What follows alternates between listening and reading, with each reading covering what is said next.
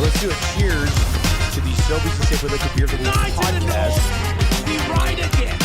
I love you guys. Careful, that cake's hot.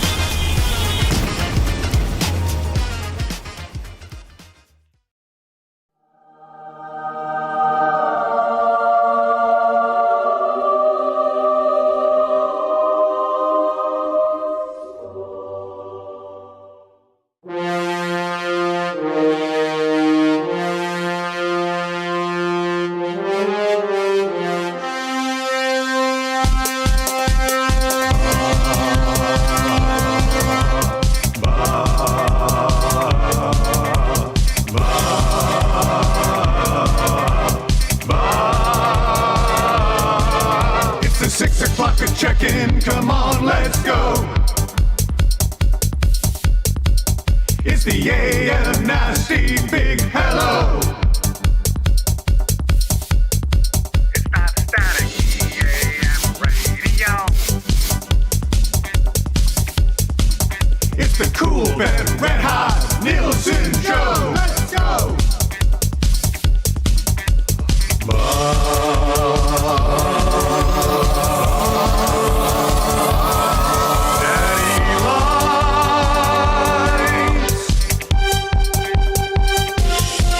Everybody's tuning in, even my wife. Mommy likes too. And those Macromella intros are cutting like a knife. Hey, it's Mitch texting in, he's your dealer for life. Let's crack at 6 o'clock and log you with some sirloin bites.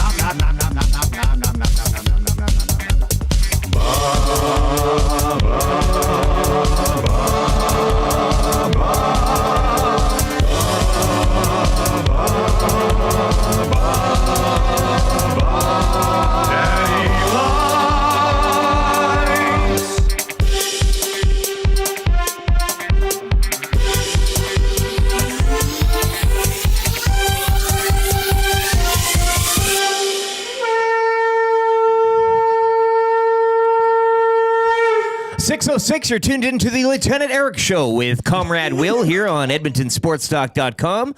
Streaming on the... we're doing it. Why not, eh? iHeart and TuneIn radio apps up on our website, EdmontonSportsTalk.com, and on YouTube this morning. Pound the thumbs up, hit the like, hit the sub button if you haven't already, and subscribe to the channel. Lieutenant Eric Will Fraser once again, Dustin Nielsen off, YouTube Trev producing the show, making all the graphics pop. It's a beautiful thing. We got lots to get to today. It was a great night in sport. It's going to be a great weekend in sport. And going to be a great weekend weather-wise as well. 1 degree clouds today, 2 for Saturday, 3 for Sunday. So those balmy temperatures continue on with us. I know somebody already asking in the nasty chat, what's in the box? What's in the box? It's therapeutic to do that line, eh? It feels good. We'll get to that at around 6:40 today for our friends at Wayne's Sports Cards, giving us a little bit of a, we'll get to that. The Crack Pack 6:40. But a great show, 1,000 points for Connor McDavid last night. Another Oilers overtime. Never in doubt. Never in doubt. I mean, when a team takes the Oilers to overtime, it's never in doubt. You know what's going to happen. It's kind of one of those ones where everyone's like, oh, that's cute.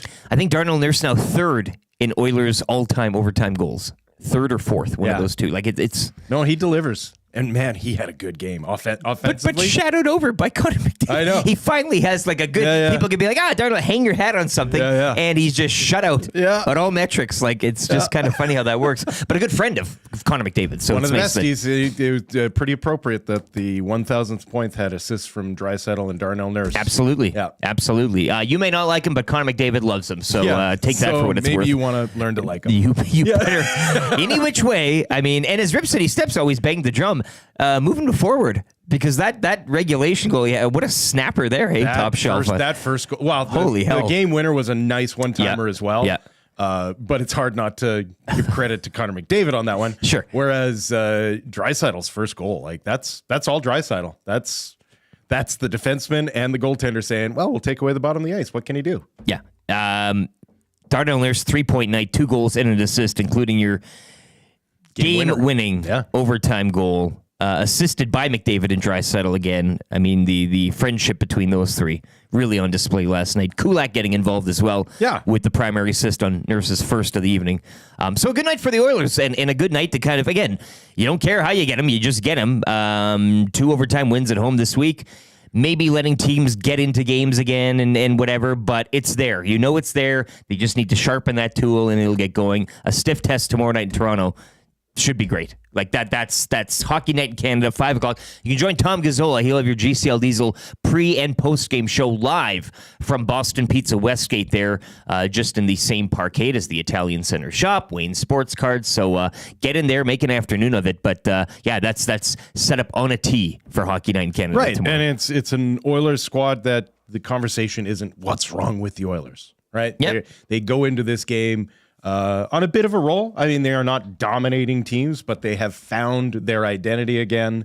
And so we get to see them go head-to-head against the Toronto squad that actually has more questions than the Oilers do. Absolutely. And milking points is never a bad thing if you're winning when maybe you... I mean, look, not that they shouldn't be winning, but again, when you let teams get into it, that can kind of... But again, in overtime, it's just... We were at the Central Casino Sports Bar and Lounge last night. You got to stick around for the overtime. You know they're going to win. I mean, teams, it must be really demoralizing when you finally battle back, you tie it. You're guaranteed that point, but that's probably all you're going to get for the rest of the evening, right? Yeah. Like in that case. Speaking of which, great night down at the Central Casino Sports Bar and Lounge. Thursday nighter in the NFL, kicking off Week 11. It was the Commanders coming up short, much like Jaden Daniels' passes throughout the evening as well. He'd like to have a few of those back, I'm sure. But Saquon Barkley, the gift from the Giants that just keeps on giving to the Eagles. Another great night along the ground for him. Jalen Hurts doing what he's doing. I think he called out Scott Van Pelt as well last night post-game. Anyways, I'll leave that there. But a great night. Troy, the Godfather, taking home the Commanders jersey, a large size, to which he also said he might try to fit into later here at the EST That'll be a HQ. good look. I can't wait. Yeah, we'll be Instagramming that puppy for sure. But just to do the romper room, Troy, the Godfather, winning the jersey. Jay and Jocelyn continuing their mean streak run. See you too. At Century Casino Sports Bar and Lounge. Jerry Karpiak and his son Daniel, good to see you. The drive-in from Leduc, real nice. Mervin and his wife Tammy were out there on the square board, hitting the tables as well. Dustin with a Y. Who else? Francis Lajeunesse, the Dill Pickle Hockey Show. Great to see him out there as well. Fergie's Prostate. I always miss somebody. JCD 780, that was the guy. You'll know him from the Nasty Chat, but good to see out there, JCD 780. And anybody else that I may have missed last night. It's a real group. Nice. Carnival atmosphere. And on a Thursday, too, again, the jersey's up for grabs. You got the Oilers on as well, so everybody was having a great time, leading into a great Friday as well here on the Lieutenant Eric Show with Comrade Will. We're doing it. It's a Friday. I don't give a crap. I don't give a damn. Are going to panic, but unfortunately, Dustin Nielson, another victim of the opioid crisis. So, well, he's on some. We talked about steroids last week. He's up to the game now. So apparently, he's got purple drink now. Anything to get a hit, anything to get a blast. I think is how the song goes. So he's trying everything, and he will be. He's scheduled to be back Tuesday on the show, of course, with Grey Cup. Will Fraser will be in once again Monday. We'll be recapping the big game from Vancouver, to which last night the awards were doled out, and a bit of local flavor as well on the awards on the podium. Taking home some hardware. It was Nick Anderson, Edmonton Elks linebacker, taking home most outstanding rookie. Of course, the story of the evening, Brady Oliveira, national running back for your Winnipeg Blue Bombers, taking home not only the most outstanding Canadian, but the most outstanding player, beating out Bo Levi Mitchell for that role, and Milligan Jr., most outstanding defensive player. Argonauts offensive lineman Ryan Hunter taking the most outstanding in his field, and Argonauts return specialist and former Bomber Janarian Grant taking home most outstanding special teams player. Coach of the year goes to Jason Moss. Yeah, if he didn't win that, he probably would have thrown a fit and got angry and tossed a Gatorade jug at somebody. I disagree. I think he was going to throw a fit whether he won or lost. That's Jason, your thoughts? Like he answered everything with a chair throw usually, and the half tint glasses that he wears that are very kind of intimidating. You don't like that, hey? That's old uncle that used to smoke and would give you a licking. Listen, I hate those glasses. He needs a couple weeks in a tree stand with a bow. He's been waiting, to come down from another football season. Jason Moss coming to a Bozone episode shortly with Tom Gazzola. So we'll get to those CFL Awards. Good show again. Just to go over today. Morning announcements. It's kind of what we're in right now for 100.3 The Bear. Edmonton's best rock. You got Yukon and McCord in the mornings. Bree as well later on in the day. And Jess Jackson taking you home. So Nice. Jess, I hope I get that pepperoni. Her son Sheldon was doing one of those hockey drives, so I ordered some pepperoni from her. I can't wait for that. She was also at home eating some nachos last night. She tweeted at me her plate of nachos with a glass of water, and I just had to include at YEG Waters on that tweet. Perfect. Because they'd love to hear about that. That's good for the Italian Center shop. That's good. 6:20 today. We'll do a sports update. That hurts as well for James H. Brown injury lawyers. The slap heard around the professional boxing world, hey? I didn't see this. Tell me about it. Ooh. What happened? Tyson gave old Jack a slap. Jake. Oh, no. Yeah, they were doing their, what is it, the stare down? Yeah. After the win, where they rip their clothes off and everybody stares at the physique. Where they have to prove to each other how much they dislike each other. And then they stood next to each other and they almost kissed, but then Tyson slapped him. Well, not until you pay for dinner, buddy. That hurts. 6:30, the Crack Pack for Wayne's Sports Cards. That's coming up. We got a lot to discuss. The Crack Pack. Advent calendar's out, and we're cracking some CFL packs for a Grey Cup weekend. Obviously, the 2024 packs you can get them today at Wayne's Sports Cards. Chris Johnston of The Athletic and TSN will be by at 7:05. We'll go over the night it was for Connor McDavid. He does hit the palindrome as well, 1,001 now point total. There you go. Which is what Rip City Step wanted to last night. So not only 1,000, but the 1001 for Connie Mack. Dad in the crowd. Yeah. That's... So God bless his dad. I think he's a good guy. His next big number comes in 110 points, right? When he goes quadruple one. Quadruple. That's you make a wish. Yeah. Yeah. When it happens, you make a wish. Yeah. And then you say, it already came true. Yeah. And you look at him. Yeah. And you're Cool. The Canada Hotline of the day, 7:20. Your next chance at the EST Flyway to qualify. The keyword will be coming up at around 7:25. The Fan Zone. For fans first, 7:30. And the coach, Herm Edwards, will be by at 7:40 to recap the Eagles' win over the Commanders last night. Divisional game, both those teams jostling for top spot. That's a big win for Philly. And Saquon Barkley's big night as well. We'll have more in the Week 11 slate with Hermie. Kind of easy trivia, brought to you by, provided by Will Fraser, but brought to you by Mr. Mike's. 3 questions too many. Jerry Hrxaski from Spirit of Edmonton. I do believe they have the breakfast today, and you mentioned yesterday too, Will. I mean, the Thursday nighter, you're getting into it. Friday, the breakfast, like they are in full gear. They're hitting fifth. Yeah, there's no longer separate days anymore. No. It is one day called Grey Cup. The FOMO for me is reached a boiling point because and seeing a few people as well, Scout from the Elks herd. I'm at the casino last night, which was a great time. But I get home and they're like just getting their evening started. Yeah, that's right. This is great.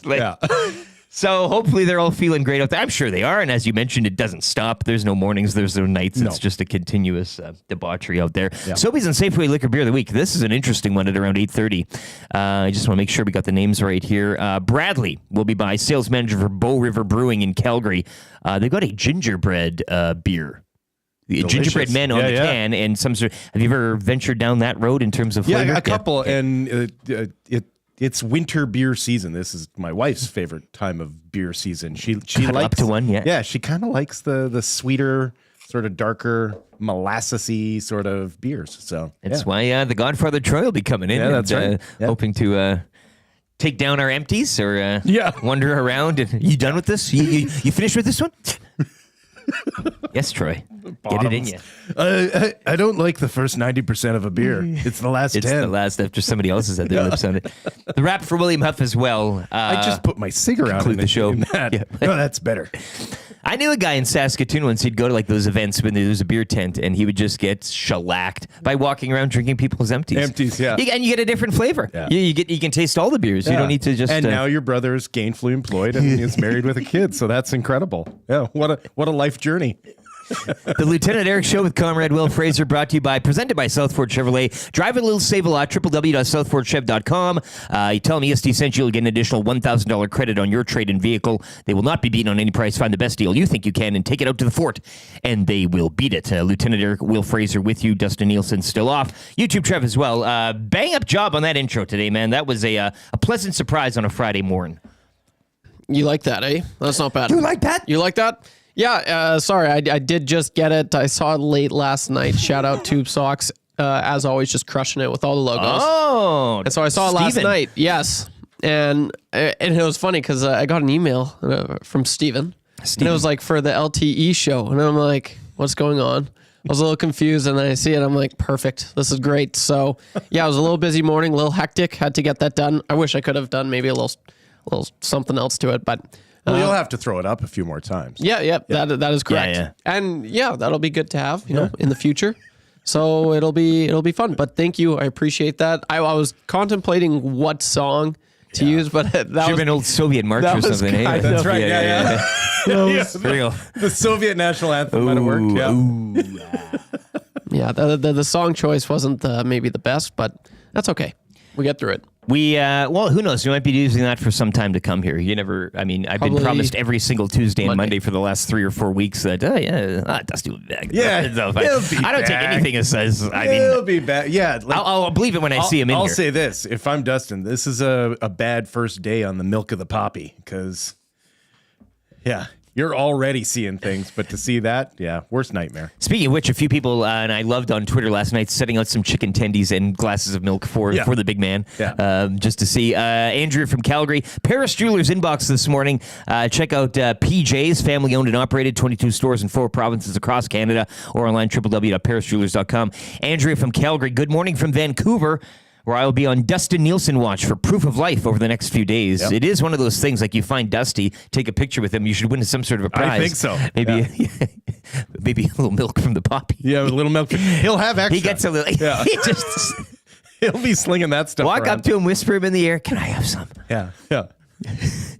He's already talking to Glenn Suter, being like, "You want to get wild?" Suter's got those glasses Yeah, too. yeah. Again, that I was talking about. Oh, they'll get a little freaky. What was it? Filling out a script? Yeah. Yeah. Suter knows a guy. Yeah, I know a guy. Yeah. Good morning, Eric and Comrade Will. Can I get a conch for my birthday? Have a great show, Rob from the Grove. Can we get an old conch for Rob from Spruce? There, I love it. He's my insider for the construction on the new ballpark out in Spruce Grove. He'll send me updates periodically. Honestly, as a Parkland County resident, Yes. I am blown away because I honestly thought it would never get built. Well, the renderings are something. Right, like the ballpark that's being built on the east end of Spruce Grove. If you have not seen it, it's hard to miss if you're coming in on 16A. It has been the rumor of County of Parkland for 5 years now, right? And it's been pushed back, and there's been like materials delays and all of that. And I honestly, last summer, I had just succumbed to like, this is never happening. It's not happening. Yeah. They're building a brand new arena. It's like the Paul Tyson fight. You keep hearing about it, but it's just never kind going of given up on it. And then I round the corner a couple of months ago, and all of a sudden, like it's not just a baseball. It's going to be gorgeous, and it like they've got the spruce as a backdrop. Like as far as a place to go for a summer evening, I don't know if you're going to be able to beat it. Well, and they are taking a submissions for new names, like the whole new, and RIP the Prospects. It was a great brand, and we had some good times with them. I got to throw out the first pitch down at Remax for one of their games one night, and I thank them for having me out. But, I mean, would you go with Spruce Grove something or others, Parkland County something or others? You can't really go Edmonton, can you? I think I would go with the Parkland County angle. I like that. Yeah. But do you have like an animal or any sort of name, like Parkland County mall rats or something like that? Well, I think it needs to make no sense. I know. It's minor league ball. You can really open it up. So call them the Possums. I'm here for all of that. I will get the merch. I'll get the hats, the tees, the whole bit. Yeah. I'm very excited for that. Anytime you can have a new minor league ball team, Platypus. Parkland Platypus. give it to me. Give it to me. Yeah. Oh. Rob from the Grove says, me too, Will.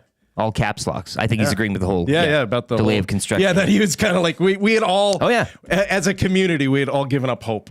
Yeah. Like when the deal was first announced, we were like, this is going to be game changer for this area. Looks great. Like and then it wasn't happening, but now it is. It's going to be. I think it's going to be a really special place. we await that. Milk of the Poppy, this anonymous texter writes in, more like milk of the Pop-Tart. That's a pretty crafty. I like that's that. not bad. I don't know if he'll get you text and today, but he might drizzle it on a Pop-Tart. So, guys, Yeah. it's incredible. This goes with everything. If you text in like that today, Dustin Nielson, Grey Cup scenarios, what have you. Lots of places to go for text of the day, but $20 to A&W, where they're now serving Pret 100% organic coffee.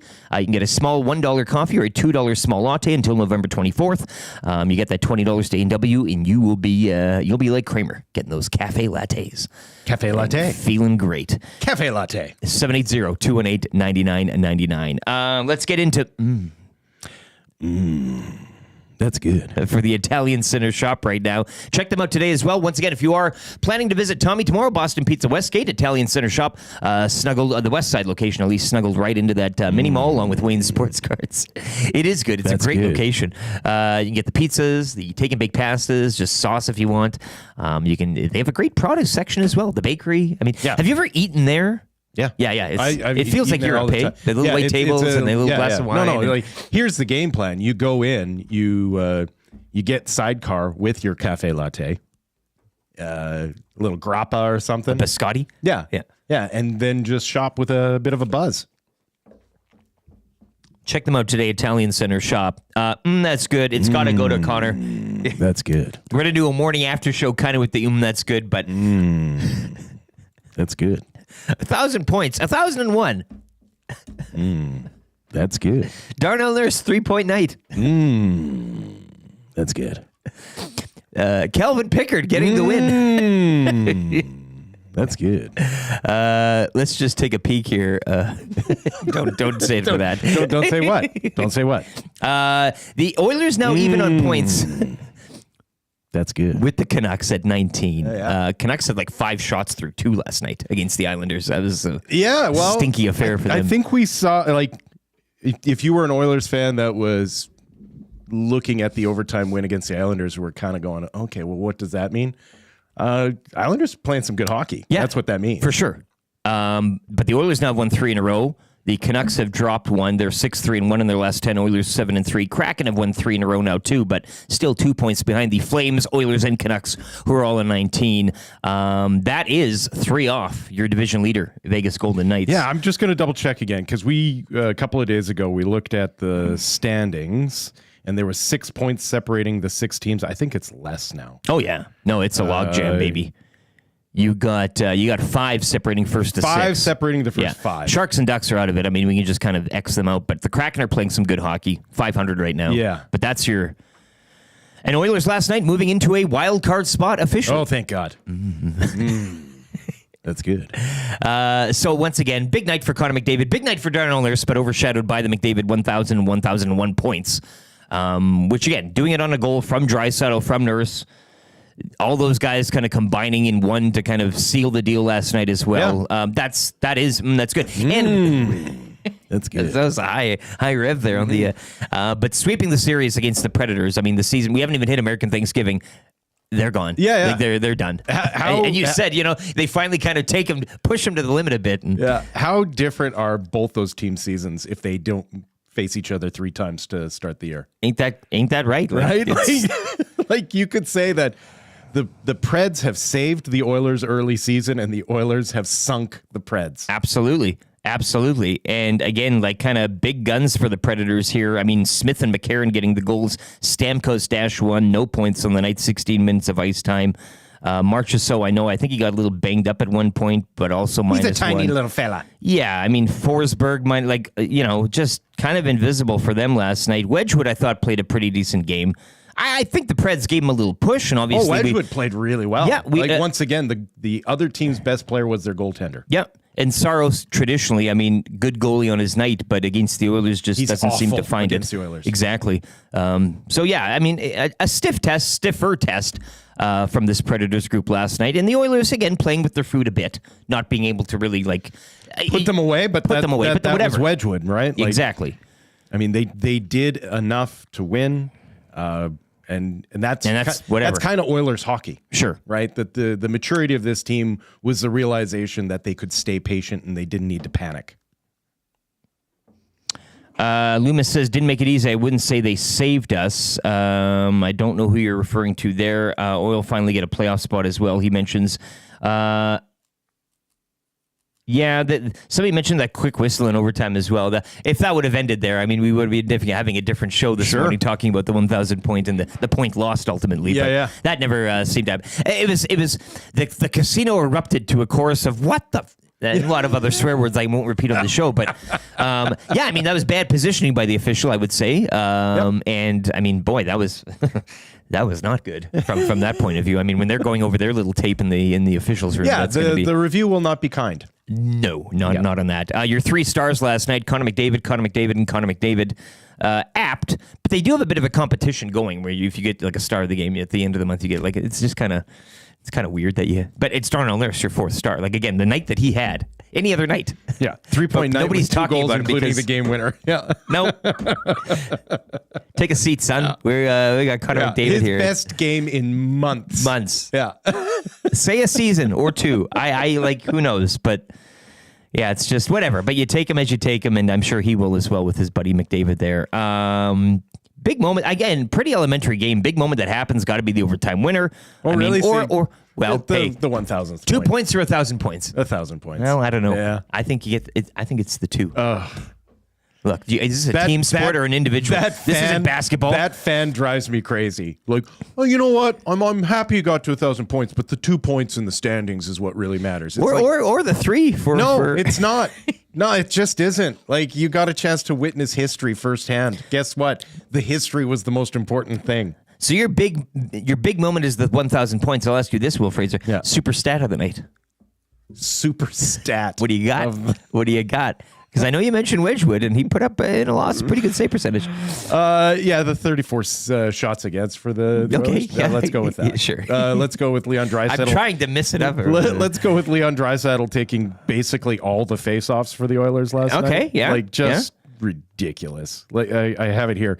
He won 12, lost 14.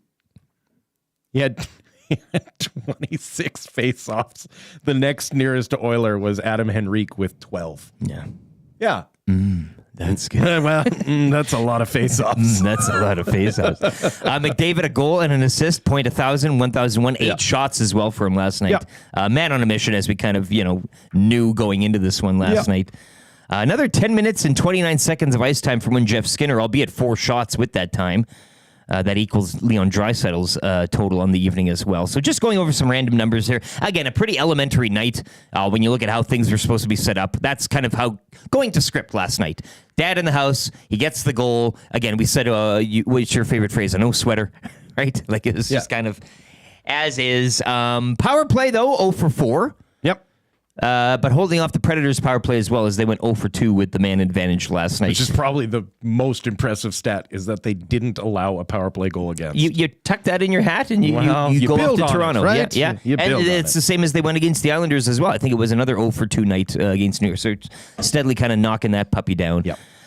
So that's your kind of morning after show. That's good. That's good. For the Italian Center shop. What better way to start your weekend?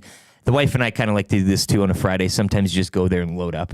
And if you want to just kind of hermit yourself in your house and enjoy Italian foods, pizzas, pastas, what have you. Just dried salamis. Or the paninos. Man, I go to that deli. Prosciutto, please, 200 grams. Yeah. Thin sliced. And I eat it like a cat. 200 grams of prosciutto. Wait. I eat it like a cat. Oh my it's just goodness. great. They pay you too much money here if you're ordering 200 G. It's just a treat. It's Oh a my treat. God. I'm not going there every second day.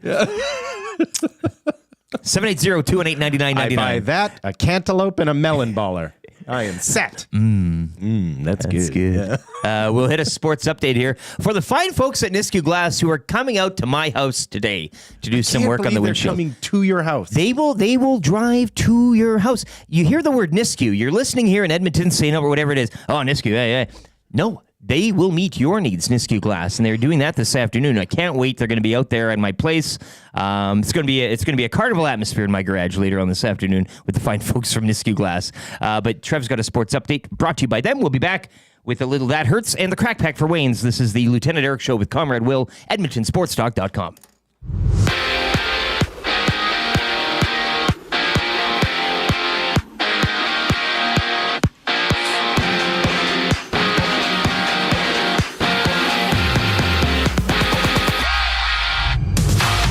Last night in the NHL, Connor McDavid reached 1,000 points with his 6th goal of the season while also assisting on Darnell Nurse's overtime winner as the Oilers dumped the Preds 3-2. Oilers hit the road for 3 beginning tomorrow night in Toronto. Jets suffer their 2nd loss of the season, falling in Tampa 4-1 to the Lightning. Canucks drop 1 to the Islanders 5-2. Kraken 3-2 winners over the Blackhawks. Seattle has now won 3 straight. The Wild shut out Montreal 3-0. Minnesota winning 6 of their last 8.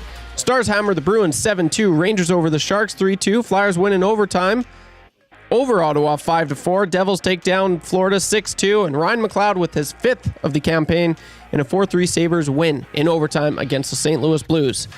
Saquon Barkley ran over 146 yards and 2 fourth-quarter touchdowns, while Jalen Hurts ran in the go-ahead touchdown as the Eagles improved to 8-2 with a 26-18 win over the Commanders, dropping Washington to 7-4 on the season.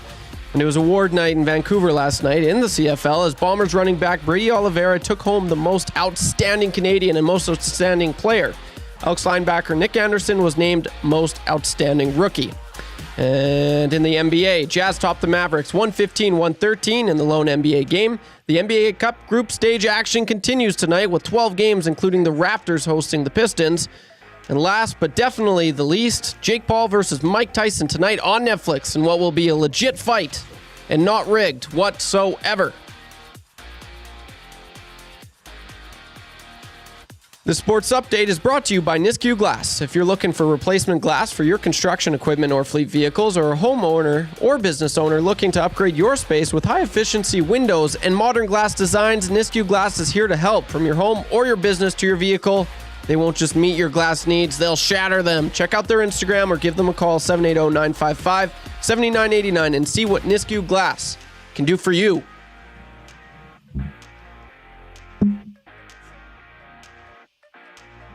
Threatening, almost.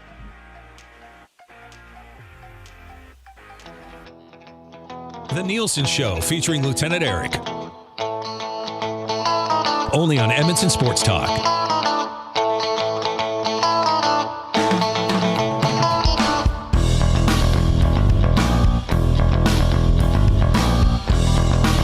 That loop man? Oh, but you think it. 6:35, it's the Lieutenant Eric Show with Comrade Will Fraser here. EdmontonSportsTalk.com, the iHeart and TuneIn radio apps, and on YouTube. Hit that like if you are watching on YouTube this morning, and subscribe to the channel if you haven't already. We are coming to you live as well from the Popeyes Louisiana Kitchen Studio. If you are going to sit out some chicken for Dusty, maybe get it from Popeyes. They're also bringing back the Big Box featuring 2-piece signature chicken, 2 regular sides, and a biscuit with an option for a drink as well. And the Nielsen Show presented, as always, by Southfort Chevrolet. Let's get into that. Hurts right now for James H. Brown Injury Lawyers. And when accidents happen, go to jameshbrown.com. If you've been injured in an accident, jameshbrown.com, jameshbrown.com.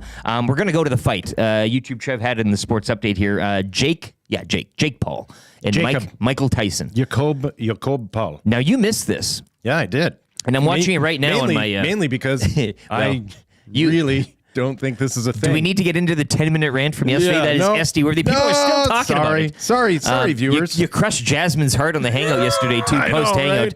Right? I'm looking at it now. First of all, I wish I could wear a pair of underwear like Mike Tyson does. That is confident. I like those pants that old Paulie's got on there, too. I wouldn't mind those. Yeah, so they had the weigh-in yesterday. Jake Paul crawls up like an animal on all fours to the, what is that, when they kiss? When they're about to kiss? They stare each other real close. Out, and they, they have to resist. Yeah. That's the goal, right? Well, that's where the tension comes from. It's very... You can cut it with a knife. I just wish I could quit you. Paul steps on Tyson's toe. No! White sneaker on white sneaker. What? And then all hell breaks loose. Tyson smacks him across the face. There's one thing you don't do. It's accidentally step on somebody's foot. Well, you're poking the bear. Yeah, right? Isn't that the saying? Yeah. So who do you think, after you've just seen the tape, everybody separates them. Paul goes, "Oh, he smacked me." Tyson goes, "Oh, he stepped on my toe." What does this change anything for you heading into tonight's fight, Will Fraser? Comrade Will. I would actually tune in for a slap fight. That's what I'm Between saying. these two, yeah. Take the gloves off. yeah. And only open hand slaps. I'm here are for allowed. that. I'm here for that. Or just stepping on your toes hard. Like each person gets a one off here. You step on mine, I step on your, until you tap out, right? Like that type of thing. Until it becomes too painful. I find I'm more entertained by the people who rush the stage after something like this than the actual two guys involved. Like I'm looking at the freeze frame right now, and the guy in the red starter jacket and really tight white pants but black ball cap. Yep. Stealing it for me. Like what a getup. Like that is pure. He wandered in off the street and doesn't know why he's on the stage. Well, and he right doesn't now. touch anybody. Yeah. And at one point, he kind of gets his fist up in the air and kind of wants to square up with somebody, but Yeah. there's nobody to kind of, there's no one to dance square up partner. with. So, Yeah. and I mean, again, he's easily got like, everybody's got 4 inches on him, and a like lot of testosterone flying just around there. Right? just a crowd of bald guys. Yeah. Mildly disinterested. Like, But just thinking of that literally check, one eh? of Yeah. like a couple of them have their hands in their pockets and are just standing there. Like, I guess this is what we do. Like, I don't know. This is great stuff. You kind of knew something maybe would happen there. The stepping on the toe. YouTube, Trev, what are your thoughts on this? Does this change your opinion of the fight, or maybe where you're putting the money tonight? I'm definitely watching it now. That slap changed that my really mind. got you going. It's very intriguing to me. I was very interested to see Tyson slap Paul, and I was like, "Oh, this is now." I mean, But was it like, justified? supposed He to- stepped on his toe, for crying out loud. No, You don't like, do that to a man. Yeah, like I don't know. I can't stand what he said after. He's like, "Oh, it's personal now." He's like, "It's personal." He's like, "Oh no, this is personal now." It's like, really, like you Jasmine line 1. you're gonna be, I don't know, like you're gonna be shaking your head about that in like 10 years. It's personal now. Like, come on, like you can't take this seriously. Like you're. Fight someone your own age. Like, I mean, exactly. like it's ridiculous. So, yeah, I don't know. I'm still going to tune in. And, I remember when this was first announced, Maddie had me on the hangout immediately the next day. And I was like, no, I'm probably leaning towards Paul just because Sure. Will had alluded to it a lot yesterday, but it's just like, I don't know. I want to see, like, I can't stand the guy. Like, I would love to see Mike Tyson just give it to him. I really would. And that's the reason. He as a businessman, and that's what he wants, right? He is quite brilliant. Vince McMahon turned his empire into $1 billion industry by playing Because people hated him. He was the best by enemy ever. Yeah. playing a heel. And so you have these guys who grew up in that environment who have basically weaponized social media to do the exact same thing, to play the heel. So, and not only that, but this is a Paul brothers sort of thing, right? Like, so Logan Paul has figured out that the only way he can be liked is if everyone hates his little brother, right? And so his little brother has jumped in because he's not as charismatic as his older brother. Like, this is a corporation, people. These people make millions of dollars, and they're very good at it. Like, don't hate the player, hate the game. Right? Like that's what's going on here. These are guys that have figured out the way that they want to make money. And for Jake Paul, it's to play the role of heel fighter. Big Maple, who is our resident nasty professional boxing insider and analyst, who was all over this yesterday, and we love your interactions there, Big Maple. And I know it was getting a little testy maybe in the hangout, but it's all cool. He goes, the guy in the red jacket with the cap, Billy. He trained with Tyson under Kuz D'Amato back in the day. Gus. He's Mike's coach after Kuz died. Yeah. One of the Cus D'Amato. Yeah. I don't know. D'Amato. Kuz, Cus D'Amato. Jack Paul. Jake Yakub. You know what Paul. I'm doing here. Okay, well, Big Maple, thank you for that. I'm joking around, half joking around, but I appreciate your knowledge of all this because somebody's got to kind of. No, look, you're right with the Paul thing and everything and the enemy and all that. And it's people want to see whether you're on his side, you want to see him take down the old man or whatever. But I think more people maybe on Mike Tyson's side to see the old young kid slapped around there. That's kind of the that's what I want to see. That's my selfish viewing. If I do catch it live again, maybe the highlight pack will be something I tune into more after it's done. It's one of those things that maybe while it's happening, you go out and do something else because you know everybody else will be caught up in, Yeah, well, I was saying in the office yesterday, this is going to a Siegfried and Roy show in Las Vegas. In that the animals are trained, the guys on the stage are trained, but if you're lucky, one of those tigers will snap and maul Siegfried or Roy. And that's what you're tuning into this, right? You have Mike Tyson, who is there. There's a script that needs to be followed. But as Mike Tyson has famously said, everyone's got a plan until you get punched in the face. Right? And so this fight has a plan to it. Once somebody gets punched in the face, that plan might change, right? You could see something like if you're sitting there going, I'm tuning into this because I want to see what happens, that is the best reason to tune in. That's what this is made for. I want to see what happens. But if you are like, I'm a diehard boxing fan and I want to see the sweet science at its greatest, that ain't sweet science. That ain't what this one's gonna be. No, it's a carnival. Yes, it's a carnival show. It's a carnival game.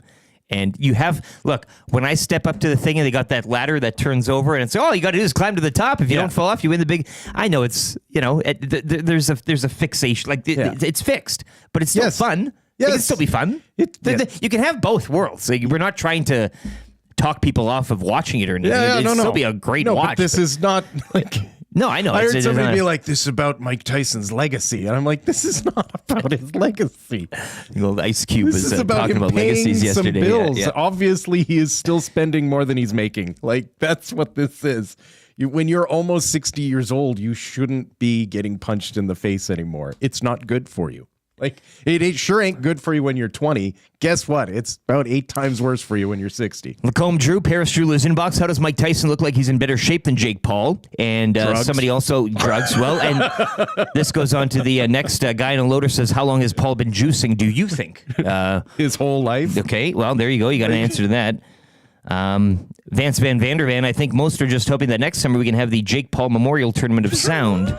Okay, I like that. Maybe we'll work him into the show a little bit more.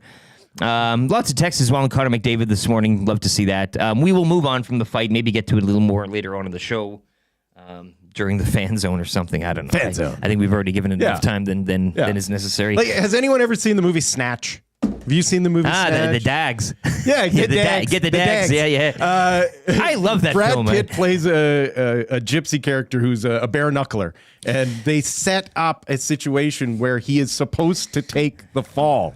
And because the match is fixed and it's all about gambling, and he's supposed to take the fall, but the problem is when he gets hit in the face, he kind of sometimes throws a little harder than he thinks, or the guy's chin isn't as strong as he thought it was, and he keeps knocking guys out. And like that's what you tune in for tonight. You tune in not for if they follow the script, but what happens if they don't? Like, what happens if old ear-bitey Mike Tyson all of a sudden shows up and things get a little wild? Bricktop won't be happy. Eh? Right. Like, somebody will get fed to the pigs or the Dags. Right? Like, the Dags. Old bullet tooth Tony. I gotta watch here that. for the caravan. That is, I love. Anytime that's on, anytime I see it on the thing, I'm on it. If you want a perfect prep for this fight, watch Snatch beforehand. YouTube Trev Snatch, you've seen it. He has not. Unfortunately, I haven't. A little homework on the weekend. If you can carve out just a couple hours, get on Snatch. You're gonna love it, man. 2000 film. Yep, great cast. Yeah. And multiple storylines. Oh, so, like, it's just so good. Yeah, it's so good. Okay. Is that when he's playing Madonna in the car too, and he's got him slammed against? I'm thinking of the same one, right? Bullet Tooth Tony. Yeah. Oh, I love this track. Yeah. God, I gotta watch that over the weekend million too. I'll do that for you, boys. Turkish.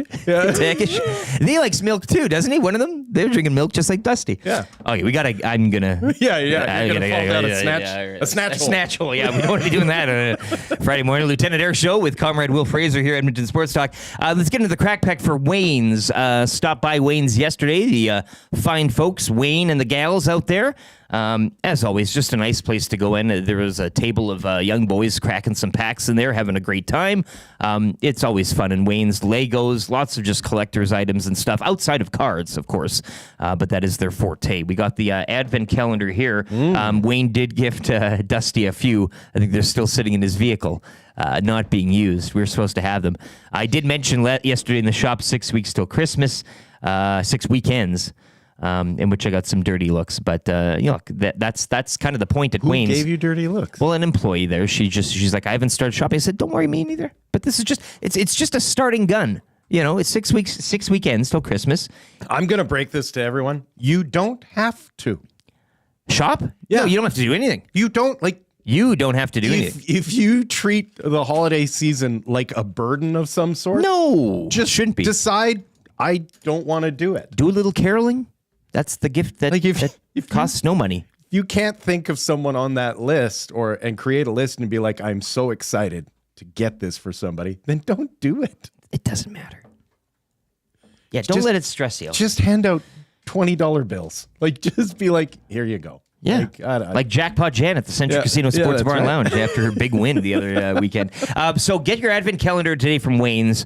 If you are looking at a cool gift or something to do on your own. You mentioned the beer calendars. Sometimes they get a little, when an IPA's been sitting there in the warehouse floor and collecting dust for a while. Maybe that's not the route you want to take, but these puppies, they're don't just go sitting bad. here. They don't go bad, and they might even increase in value by the time you crack them. So get the advent calendar today from Wayne's. Tell them ESD sent you. Each box containing 24 hockey packs. Unwrap the fun every day. Hobby, retail, and special packs included. be a complete degenerate, buy 10 of them, and never open them.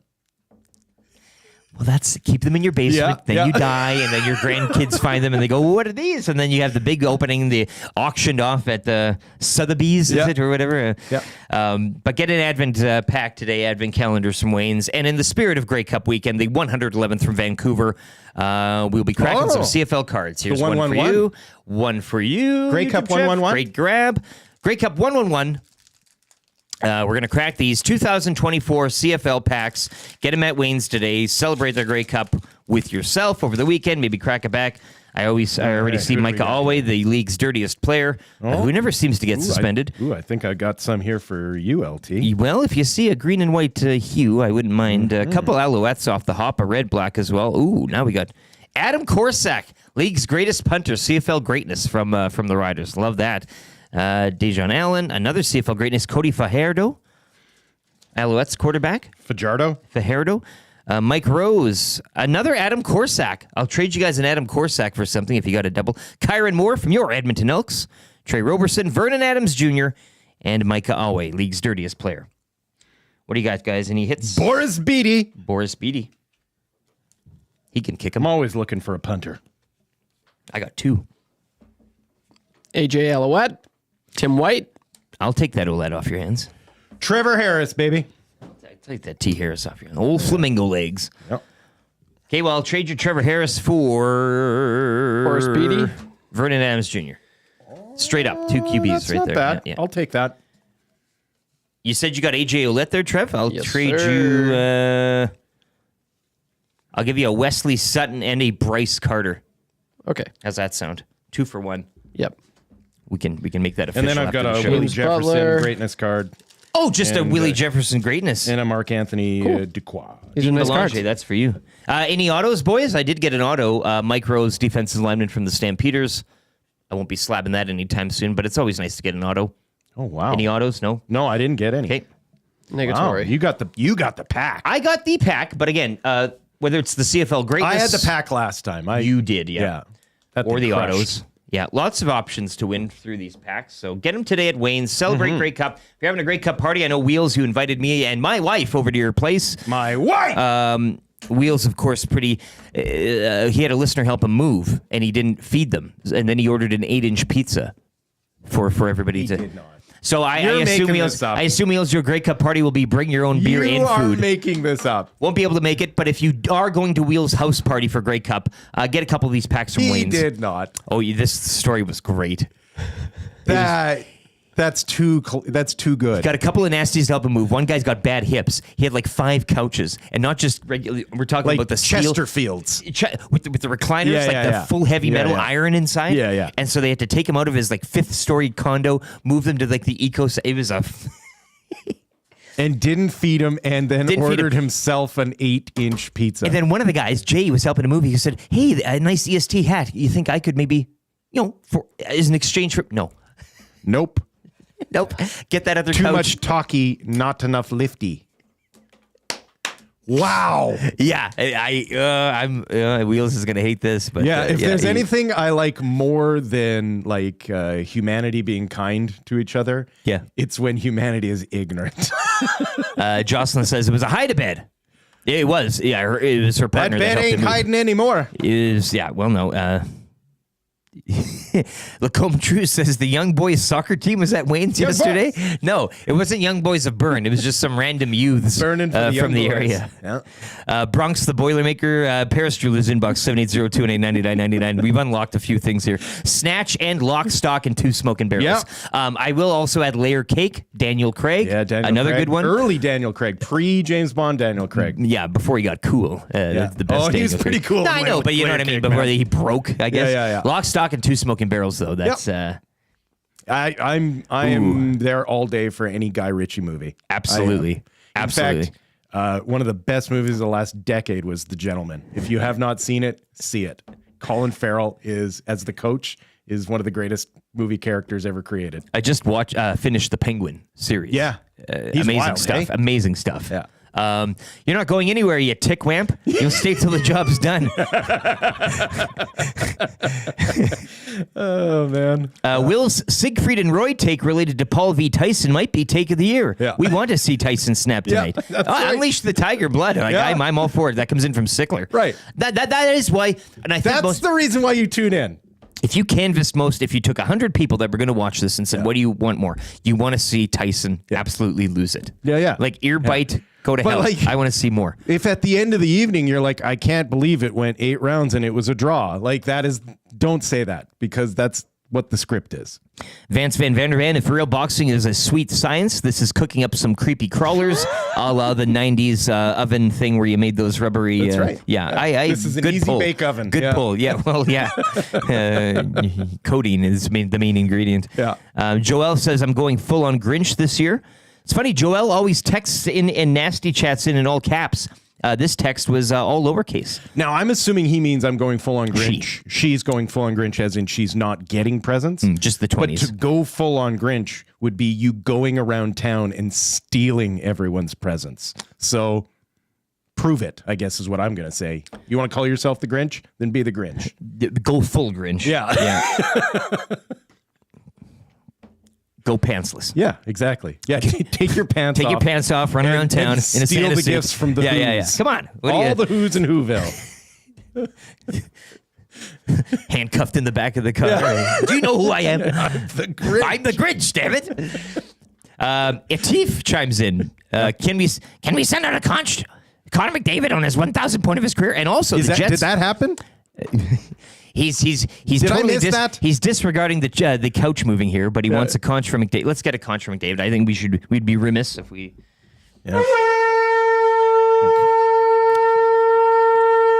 And the Jets losing as well. Yeah, congratulations. That really snuck up on me. The Jets lost or the McDavid? No, the McDavid Yeah. 1,000 points. But just around the league, and we will have a full NHL roundup with Chris Johnston coming up just after the top of the hour. But yeah, I mean, look, Ryan McLeod scored. Sabres winning in overtime over the Blues. Yep. Stars 7 goals again. They hammer the Bruins.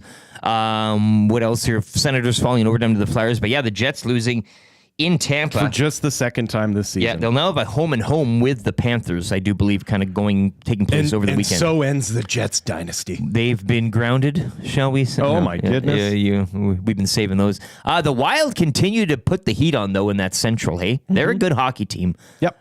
Again, the lowly Habs, but they take Bill care the of Butcher business. Garen's got them rolling. Bill the Butcher Guerin. Somebody else says Rock and Roller. Johnny Alberta. Rock and Roller was also a great Ritchie film. That added to the list. I mean, you can almost have a marathon over the weekend. God, I want to watch Snatch again. Trev, you gotta please watch Snatch. Will's back with us Monday. If you can do that on if the you can weekend, give us your Snatch breakdown on Monday. We'd love it. Okay. Well, I can do that. What a film. Kraken 3-1 over the Blackhawks. They won 3 straight. And as we mentioned, the Pacific Division continues to tighten up with the Oilers win, the Canucks loss, and all that good stuff. I mean, hey, let the games begin. We are in it right now, and it's not even American Thanksgiving. 780-218-9999. Bones says you should watch The Gentleman on Netflix, another good Guy Ritchie series. You were just mentioning that, I do believe. But that movie is so good. Movie and series. I haven't seen the series yet. Okay. It's a little bit of a different take. The movie is fantastic. Bones, what should I watch first, the movie or the series? I want to kind of get them in chronological order. Rob from the Grove says Wheels will invite you to Grey Cup and say BYOB, then help himself to said beers because they are in his fridge, looks at you and says, what? We saw the Dallas Mavericks head coach last night. He popped up on a screen at the Century Casino Sports Bar and Lounge. It's uncanny. Like they look exactly the same. Doppelgangers. It's just like Jason Kidd. He's wearing the hat. He's got the glasses on. It's just Wheels. Same guy coaching the Mavs. Same guy. Wow. 780-218-9999. Somebody.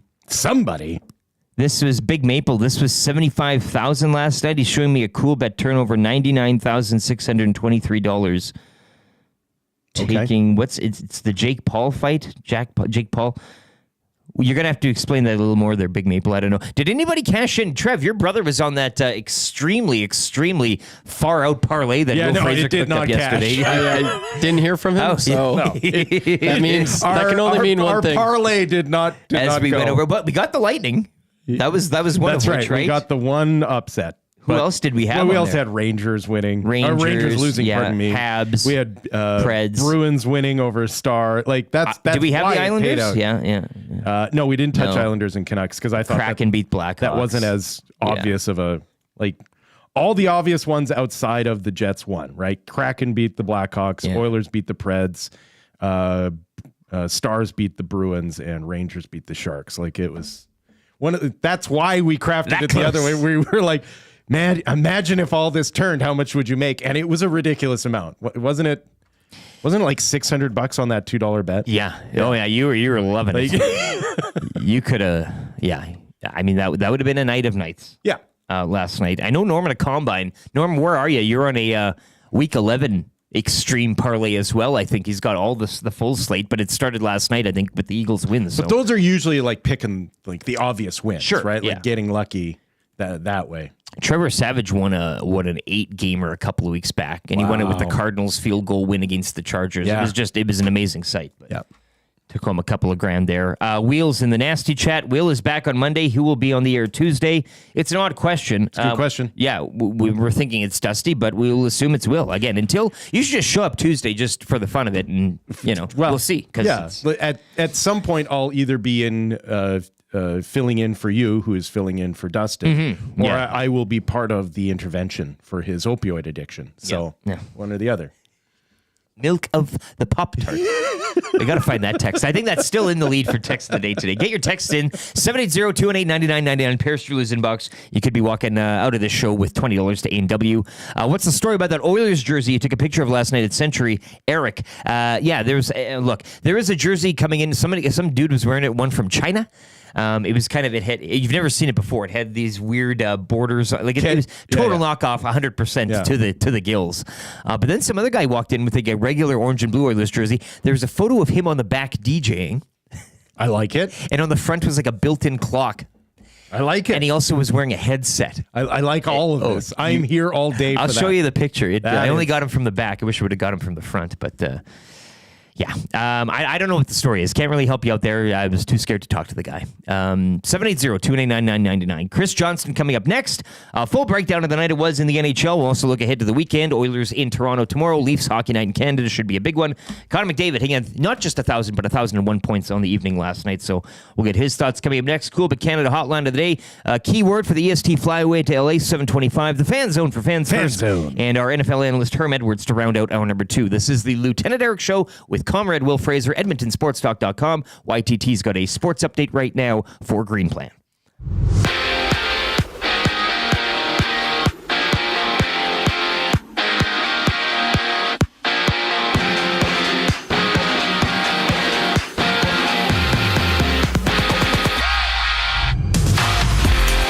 Last night in the NHL, Connor McDavid reached 1,000 points with his 6th goal of the season while also assisting on Darnell Nurse's overtime winner as the Oilers dumped the Preds 3-2. Oilers hit the road for 3 now, beginning tomorrow night in Toronto.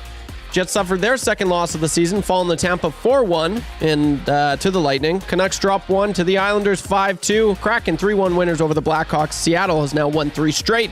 The Wild shut out Montreal 3-0. Minnesota winning 6 of their last 8. Stars hammer the Blues 7-2. Rangers over the Sharks 3-2. Flyers win in overtime over Ottawa 5-4. Devils take down Florida 6-2. And Ryan McLeod with his 5th of the campaign and a 4-3 Sabres overtime win against St. Louis.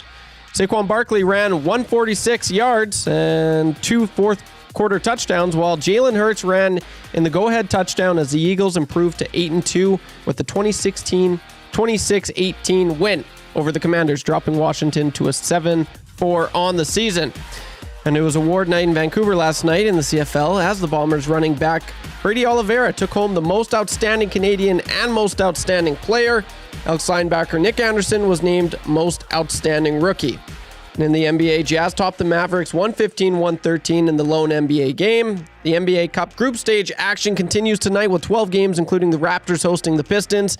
And last but definitely the least, Jake Paul versus Mike Tyson. You can watch this bout tonight on Netflix. Main event starts at 9 o'clock. The Sports Update is brought to you by Green Plan, providing you with award-winning environmental and consulting services, whether it's municipal, industrial, or residential. Plan it right with Green Plan. Visit greenplan.com or give them a call at 780-455-4292.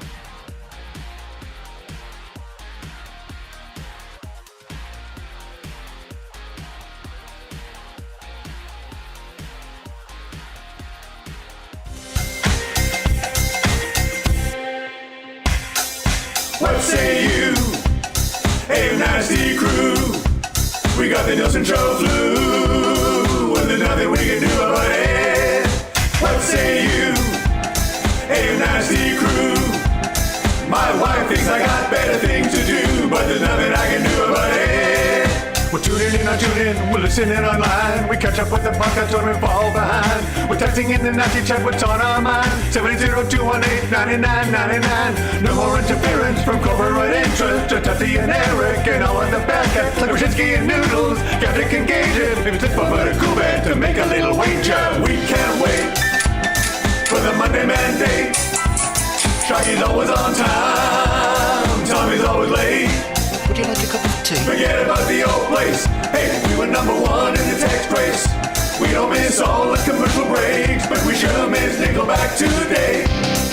We wanna hear some hot takes and we wanna hear Renee. Wanna hold the neck up when I wanna kiss away. Beat up the tire fire and remember that name. We love every goal song, but what about the games? Macramel, Rapaport, Dragger, Engineer. It ain't Christmas season, but they sound like reindeer. Button and my cousin and the tales of the north. All about him being a present. Dusty go forth. What say you? AM Nasty crew. We got the Nielson Show flu, and there's nothing we can do about it. And there's nothing we can do about it. And there's nothing we can do about it. 7:05, it's the Lieutenant Eric Show with Comrade Will Fraser here on Edmonton Sports Talk, streaming on the iHeart and TuneIn radio apps and on YouTube as well. Hit the like button and pound the sub if you haven't already on YouTube if you are watching today. Dustin Nielsen's still out. He is scheduled to be back Tuesday. Of course, Will be back with me on Monday, wrapping up the weekend as it is. 1 degree for a high today, -2 right now in Edmonton. Looks like mainly cloudy skies throughout the day.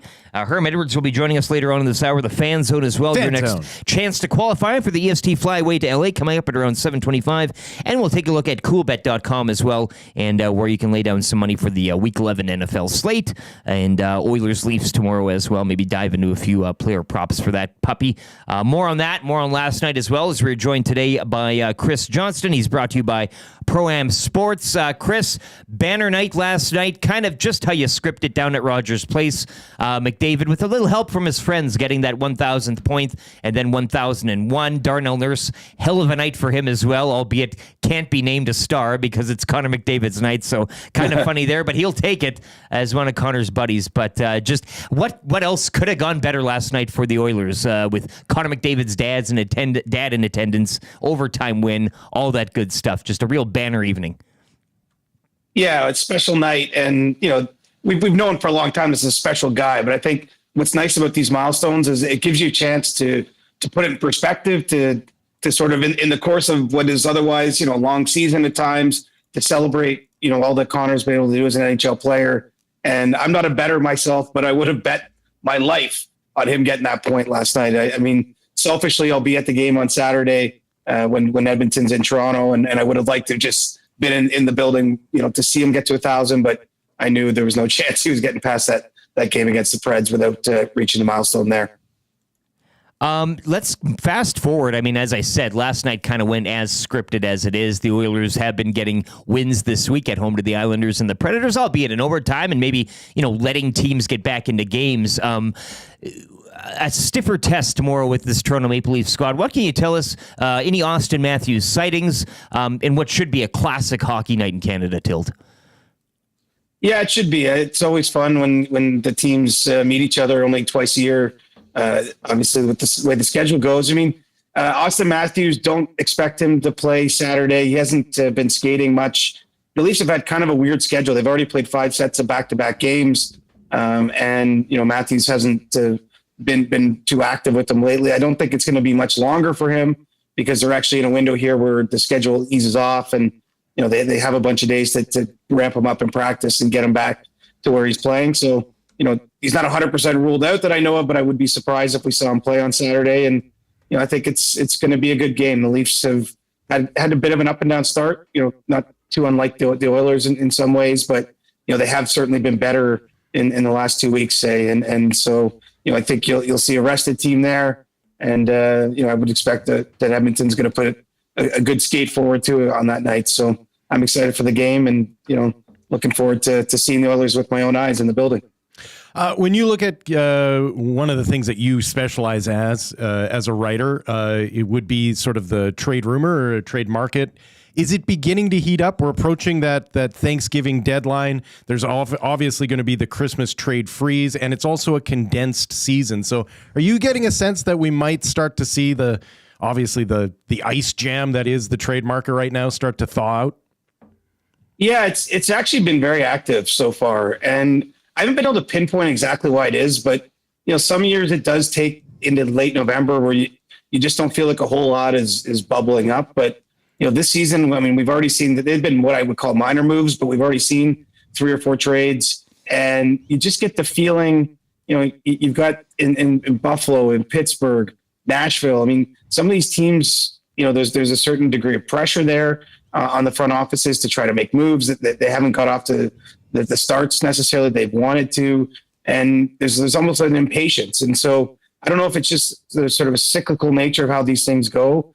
But there was a GM's meeting a couple of days ago in Toronto, that it usually sparks, I just think naturally you're in the same room, chance for side conversations. Obviously GMs are talking all the time. They don't need to physically be together, but I do think that brings, a certain degree of ability to get things done. And so I don't know of anything imminent as we're doing this right now, but I certainly feel like the conditions are there that this is going to be a pretty busy trading season, even well ahead of the deadline, which obviously is months in the future of March 7th. You mentioned those GM's meetings, Chris. Anything else you're pulling out of there? I know a GM here, Ken Holland, hockey operations consultant going in with the NHL, but anything else you can kind of pry and pick out of those meetings? Yeah, one interesting item to me is they basically tasked the GMs with a homework assignment and said, go back to your teams, talk to your coaching staffs, and when we return in March to the meeting, what are we going to do about video replay? I think that in the league, it's still a bit of a debate. Obviously, it was last season, I believe, when Connor McDavid talked about if you look long enough for something, if the review's long enough, maybe you'll find it, which I think was a comment that was fair, but also, it's stuck in the minds of the hockey operations department. And so, I do think that there's at least a discussion going about, where the future video replay is. Do they expand it? Do they pull it back? Is there a way to maybe, have a time limit on, challenges or how long the review process lasts? Because, we even had a game this week, the Capitals and Leafs, there was 2 challenges. They totaled over 11 minutes it took on goals that ended up both being called back. And so, I think it's pretty clear in today's day and age, we're trying to speed games up and have things going. So that was kind of interesting. Some of the CBA discussions that are going to happen with the league and the owners and the players, were discussed, some tweaks maybe that could happen. But largely it's the November meeting is really just an update meeting. And, in March they meet for 3 days, and that's where we see rule changes and things happen. We are in a golden age of star power in the NHL right now. It's easy to say that when you have a Connor McDavid playing in it. A generational talent does that. But when it comes to future stars, I'm noticing kind of an interesting story developing at the bottom end of things in two teams, in Philadelphia and Chicago, and how their young stars are being brought along. Michkov misses his first year of eligibility. He now has 13 points in his first 15 games played, had the overtime winner last night. And then on the opposite end of the scale, you look at Connor Bedard in Chicago, now stuck at just 3 goals on the season in 17 games played. Sort of a tale of two cities on when it comes to star development going on right now, isn't it? Fair comment. And Michkov is not too far removed from being scratched by John Tortorella, which, is I think what we would expect. I mean, we all know, and anyone's been paying attention to the NHL for the last 20 years knows what John Tortorella is about. And there's sort of I would call it a tough love approach. And that's been applied to Michkov. And what an interesting guy he was. When he was drafted a couple of years ago, teams didn't know a lot about him. Sort of still emerging from the pandemic world, but also in Russia after the war with Ukraine had started. Teams just don't have the same ability they would with other players to have had views on him playing. And so there was a lot of debate about where he'd fall in the draft. And Philadelphia, looks like I think that they've landed a pretty good player. And B, they got him here sooner than anyone thought. As for Connor Bedard, I don't have any big picture worries about Bedard. I still believe he's going to be a top talent, but I think it's fair to say it hasn't maybe come as easily or as naturally as you might expect. I think some of that, the Blackhawks did him no favors last year. That team they put around him was not loaded with NHL level talent, frankly. I know they tried to have a busy summer and they've tried to sort of, I think, mitigate that to some extent. But when you have a young player, the talent is there, but he's got to learn himself. And so, I think I call it a bit of the school of hard knocks for Bedard. If you look even back in his WHL days, he was scoring 3 points a game right out of the gate as a 15-year-old there. And he's had a lot of success in terms of putting up points everywhere he's played. It's been a little slower for him in the NHL. And I think there should be heat on Blackhawks management, frankly, to get the team around him that I think can help him grow and develop as an NHL player. Chris, haven't had a chance to chat with you since the class of 2024 was inducted. Your thoughts on this year's? I know Hronek was having a great time with it all, but your thoughts on this class and what fans can expect next year in 2025's inductee list? Yeah, I don't think Jeremy Hronek had a bad weekend. Every time I saw him, he was, and he was genuinely touched. He waited 12 years in terms of how long he's been eligible to go into the hall. He told the story of when he got the call. He was in a Starbucks drive-through and he started bawling, and he said the person serving him his coffee was worried about his mental state. So we've all good been, for JR. We've all been. Exactly. And I think next year it's going to be tough because among the first-year eligible players, you have Joe Thornton, Zdeno Chara, Carey Price, Ryan Getzlaf. And the list goes on from there. It's not, you're getting into one of those years because, they do limit it at 3 male players going in a single year that I think it's going to be one of those tough ones. The Hall of Fame standard is a difficult thing for us on the outside to judge, I think, because, they have such a sort of secrecy around the process and it's hard to know why decisions are made or maybe more importantly, not made, why certain players don't get in from time to time. But it was a fun weekend around the hall there and very deserving class. And I think next year will be pretty special because, some of those names I just mentioned were pretty clearly, difference makers or among the best at what they did for a long time in the NHL here in recent memory. Yeah, if you're a Buffalo Sabres fan, though, you always feel like a lesser than in the NHL. But the fact that Alexander McGillney's still on the outside looking in just must have you steaming.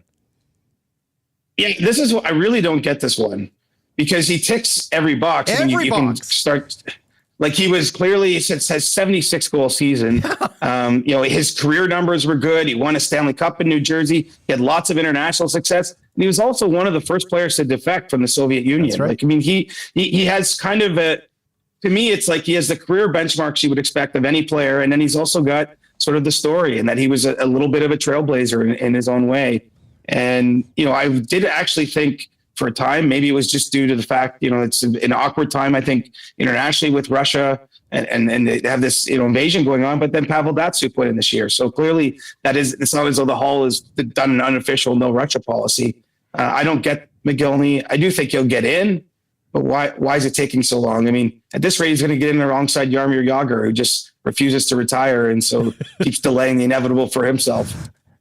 Well, Chris, we appreciate your time. Once again, Oilers Leafs tomorrow should be a cracker. You enjoy it, man, and enjoy the rest of your weekend. We'll talk next week. Same to you guys. Thanks for having me. Chris Johnston, there you go. It's brought to you by Pro-Am Sports. I want to let you know right now, have the boys at Pro-Am. They can sew a name number on your jersey, current name legends, or even your own. You can check them out in-store to get it sewn up, or visit them online as well, proamsports.ca. They are located corner St. Albert Trail, 128th Avenue.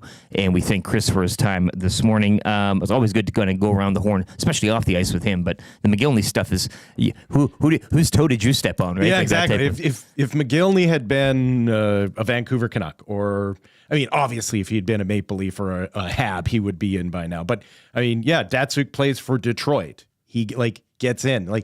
He did his damage as a Buffalo Sabre, and I think to a lot of NHL fans, it's like it didn't actually happen because he was a Buffalo Sabre when it happened, right? If I'm Sabres fan, it is hard. It's hard to wake up in the morning regularly. Hard to stay in love with this league, man. Yeah. Like your team sucks. It's always sucking. And you can't even get that little recognition. Even your best, when they were clearly the best at what they were doing, it didn't really happen because it happened in Buffalo. Darren Dreger tweeting out 5 minutes ago, Xing out, I guess. Austin Matthews won't be available for tomorrow's game against the Oilers. Oh, he's chicken. Given the Leafs' schedule, the extra time off aligns with Toronto's focus to get their captain 100% healthy. He's afraid. They're playing the long game. Head-to-head. The long game, just like we were doing with Dustin Nielsen. Yeah, who? well, Leon Draisaitl. That's who he's afraid to go head-to-head against. That's just it. Saving 100. Leaf fan hates that debate, by the way. Of course. Who's better, You Leon have to- Draisaitl or Austin Matthews? McDavid's out of the question Exactly. here. He's not even I love that debate because you're already saying, well, come on. We're not doing the him versus McDavid debate. We're doing the him versus Draisaitl. Past that test with flying colors, How long till it's Matthews against Paul Colson or Ryan Henry Nugent-Hopkins. Ryan Nugent? Oh, yeah. Right. Who's better? The Hall is a joke. Norman at Combine says McGillney was a Canuck and a Leaf. Yeah, but I think he did. The point is he did his damage. A Sabre. Yeah. It's like Messier was a Canuck too. Right. Exactly. I mean, Messier didn't go into the Hall of Fame because of his days as a Vancouver Canuck. Right. Always a Canuck to me. Matt Sundin didn't go into the Hall of Fame because of his days as a Canuck, right? It is kind of a bit of a retirement home type of feel, for some of those. Adam Oates. The glue yard. Adam Oates was an Edmonton Oiler, man. We had our Hall of Famers. No, absolutely.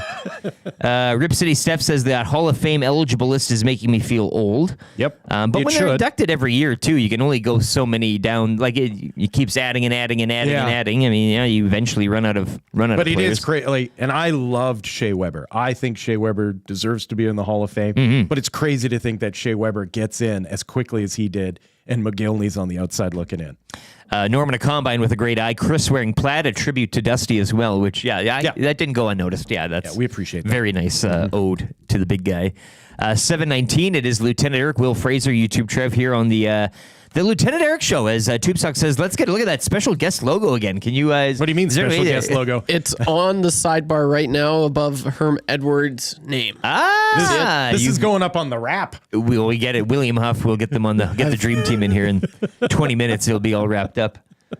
I do like how we do it finally now for one more. One more show, and then he has to come back. We take it all that. What do you mean by one more? Come on. I get it. Let's get into your Cool Bet Canada hotline of the day. We thank Chris Johnston for his time, once again brought to you by Pro-Am Sports.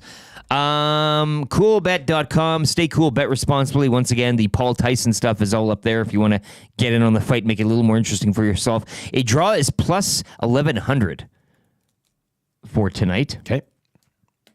A $1 wager will get you $11 on that. I think I would take that. Over under 5.5 rounds. I believe I asked you this question tomorrow, but your answer is for that if you're taking the over under for 5.5. I'll take the over. Over 5.5. You're looking at a draw. I'm looking at an 8-round decision. Yeah. I just can't see Tyson on the ground. Falling down. I can't envision that in my mind of all the scenarios that could happen. Who knows, man? Like, he is a very old man. He's old, yeah, and maybe he stumbles and trips. I could see him finishing on the stool, right? Like that his corner just is like, the old man's had enough. Just can't see him looking up, stumbling down and looking up. Yeah. Trev, once again, just to reiterate, who do you got tonight? How many rounds do you got? Over 5.5? Do you want to knock out either way? decision. Gosh, it pains me to say this, but I think there will be a knockout. Okay. All think right. like- I think- The Tiger's eating somebody. I think Yeah, Tyson, Tiger's eating somebody tonight. I think Tyson's going to get knocked out. You think Tyson's going to get knocked out? Yeah. You think that Jake Paul paid the premium?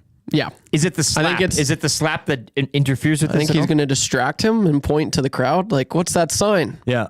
And then boom. Yeah. Or There you or go. the whole fight is just a negotiation. Like every clinch, it's like, come on, 250,000? Like That's Yeah. what they do in pro wrestling. Yeah. Yeah. They're going to, On yeah, the that's fly. exactly every it. clinch. Yeah. Okay, here, Yeah. it's coming right here. Yeah. Okay. Okay, sounds good. If you were Mike sell it. Tyson, how much would it cost for you to take the dive?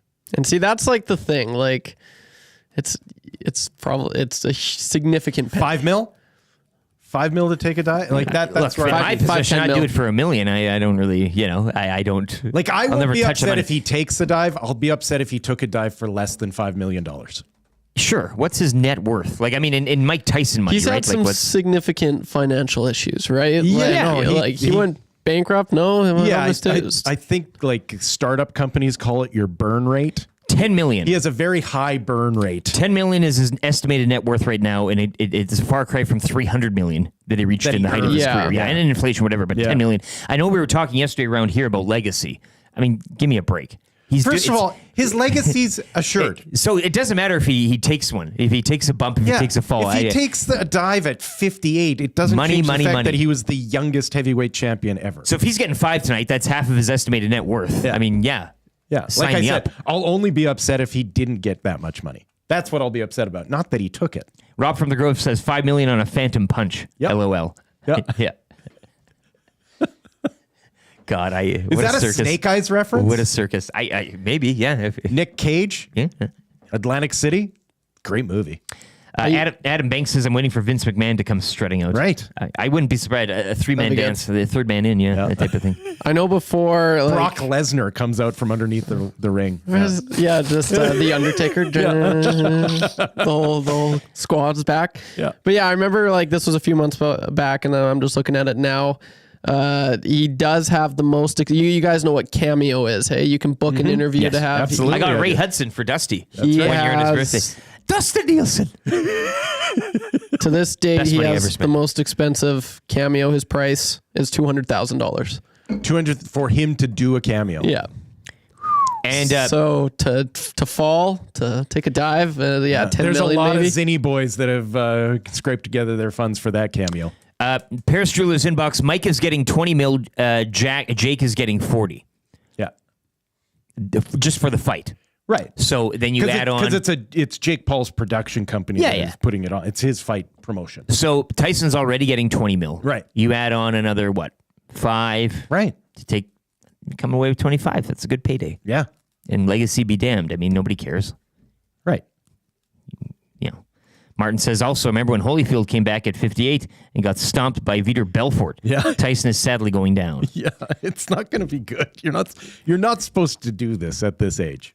Well, you had the analogy yesterday with Jasmine's dad. Yeah. You asked how old is your dad? Oh, no, that was Gager who did that. Oh, that was Gager. Yeah, Gager yeah. was like, how old's your dad? She's like 70. He goes, okay. Imagine your dad 10 years ago being in a boxing fight. You put it in personal terms. It kind of it gets fast forwarded in your mind pretty quick. Well, eh? my Like dad you- shouldn't have done that. No. Nobody's 6-year-old dad should do it. Yeah, 20 million, 40 million for a Paul boy. Yeah.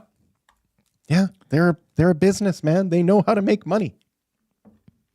Scalding Gort says Paul is such a douche. He'd line up a payoff and then go hard as he possibly could and try to actually hit him as hard as possible. Yep. Yeah, Absolutely. and that's the thing. Whatever the plan is for that to go off the rails, I'm here for as well. The chaos within the chaos. Well, because I'm sure his side is like, okay, like we got this fight, but imagine if we piss him off so much that he's willing to take another one.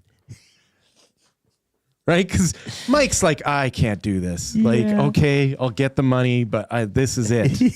I'm not, no more after this. I'm tired. Yeah, exactly. I'm just going to do this one and this is Yeah, it. and so then you just spend this fight pissing the guy off enough that he goes, you know what? Now I actually do want to fight you. Yeah.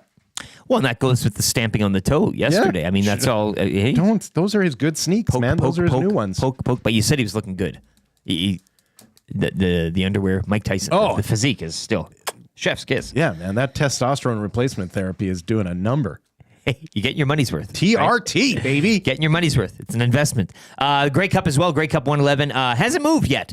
We saw a little movement earlier in the week. Still A little -9. softening, right? A little it went softening, from 10 yeah. to 9.5. But she's right now at -9 still for the Winnipeg Blue Bombers. Argos +9. -455 Bombers on the money line. Over under 51 points as well for Grey Cup 111 out in Vancouver, British Columbia on Sunday.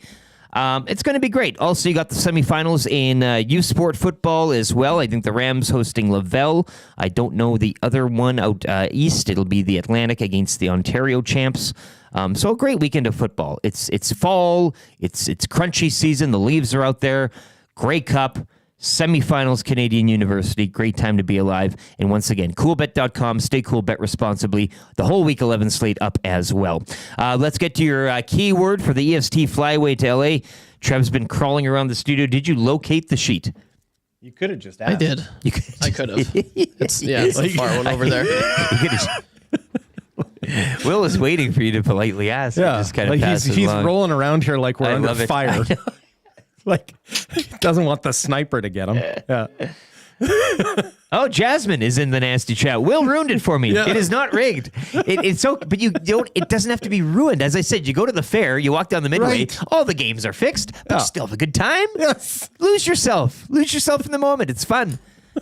Who knows whose face the Tiger's eating tonight? Right. You don't know. You don't know. You don't know if this is the night that the Tiger snaps. Now we're not rigging it with them. It's not like you have the script. Yeah. Right. Yeah, It's scripted, but you don't have the know script. the exact. We can speculate. Sure. Yeah. That's the fun of it. Be by your phone right now. Text in the key.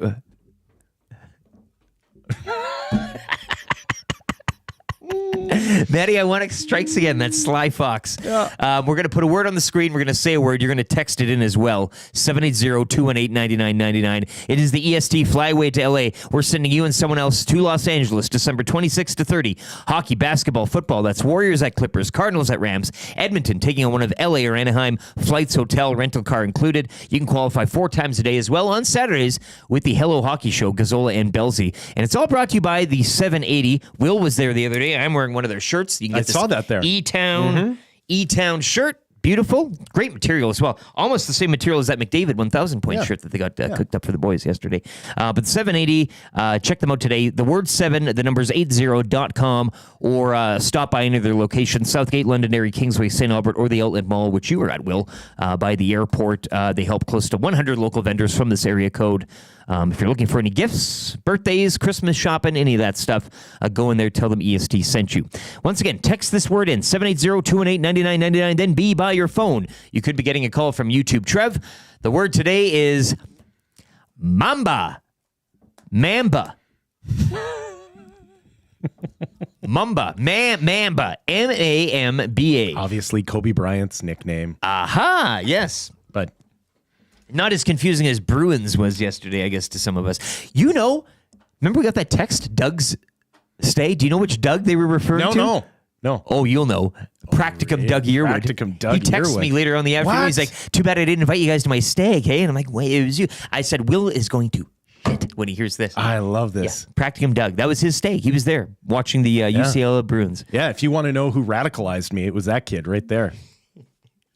I see him still on the steps of some legislature holding a megaphone, Like uniting the workers. If you could see where he came from to where he is now, it is crushing donaires. It is the most impressive transformation of a young adult I ever witnessed. Pinned up against a corkboard in a studio. Hey, Yeah.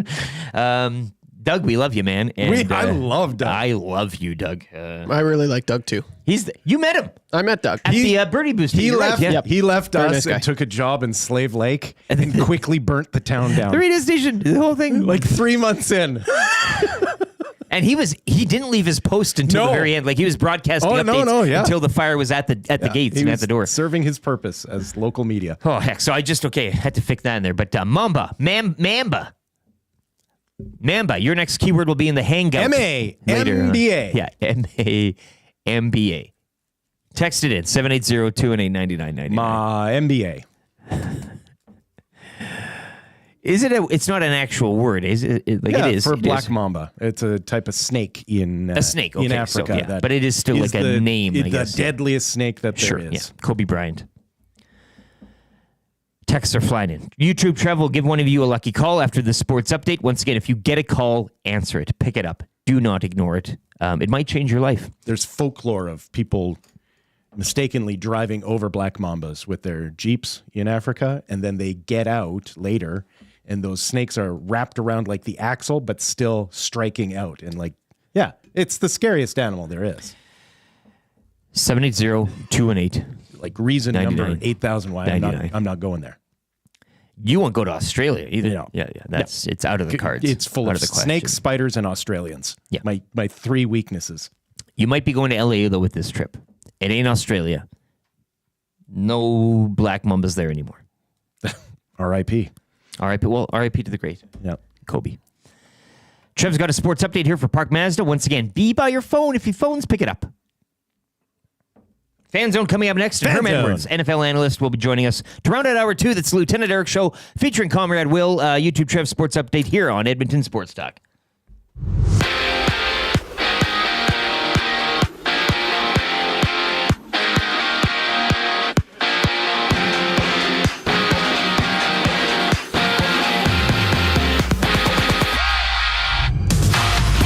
Last night in the NHL, Connor McDavid reached 1,000 points with the 6th goal of the season while also assisting on Darnell Nurse's overtime winner as the Oilers dumped the Preds 3-2. Oilers hit the road for 3 beginning tomorrow night in Toronto. Jets suffered their 2nd loss of the season, falling in Tampa 4-1 to the Lightning. Canucks drop 1 to the Islanders 5-2. Kraken 3-1 winners over the Blackhawks. Seattle has now won 3 straight. The Wild shut out Montreal 3-0, Minnesota winning 6 of their last 8. Stars hammered the Bruins 7-2, Rangers over the Sharks 3-2, Flyers win in overtime over Ottawa 5-4, Devils take down Florida 6-2, and Ryan McLeod with his 5th of the campaign in a 4-3 Sabres overtime win against St. Louis. Saquon Barkley ran for 146 yards and 2 fourth-quarter touchdowns, while Jalen Hurts ran in the go-ahead touchdown as the Eagles improved to 8-2 with a 26-18 win over the Commanders, dropping Washington to a 7-4 on the season. And it was award night in Vancouver last night in the CFL as Bombers running back Brady Oliveira took home the most outstanding Canadian and most outstanding player. Elks linebacker Nick Anderson was named most outstanding rookie. And in the NBA, Jazz topped the Mavericks 115-113 in the lone NBA game. The NBA Cup group stage action continues tonight with 12 games, including the Raptors hosting the Pistons. And last, but definitely the least, Jake Paul versus Mike Tyson. You can watch this bout tonight on Netflix. Main event going at 9 o'clock. The Sports Update is brought to you by the fine folks at Park Mazda and dealer principal Mitch Lewicki. The only thing Mitch is looking forward to more than watching Paul v. Tyson this weekend is Snatch.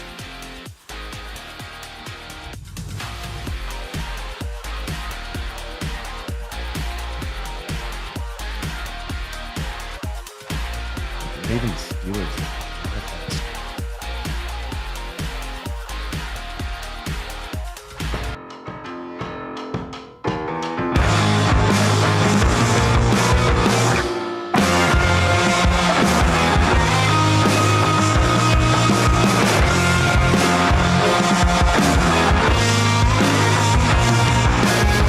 Step closer to the hollow, the devil may care.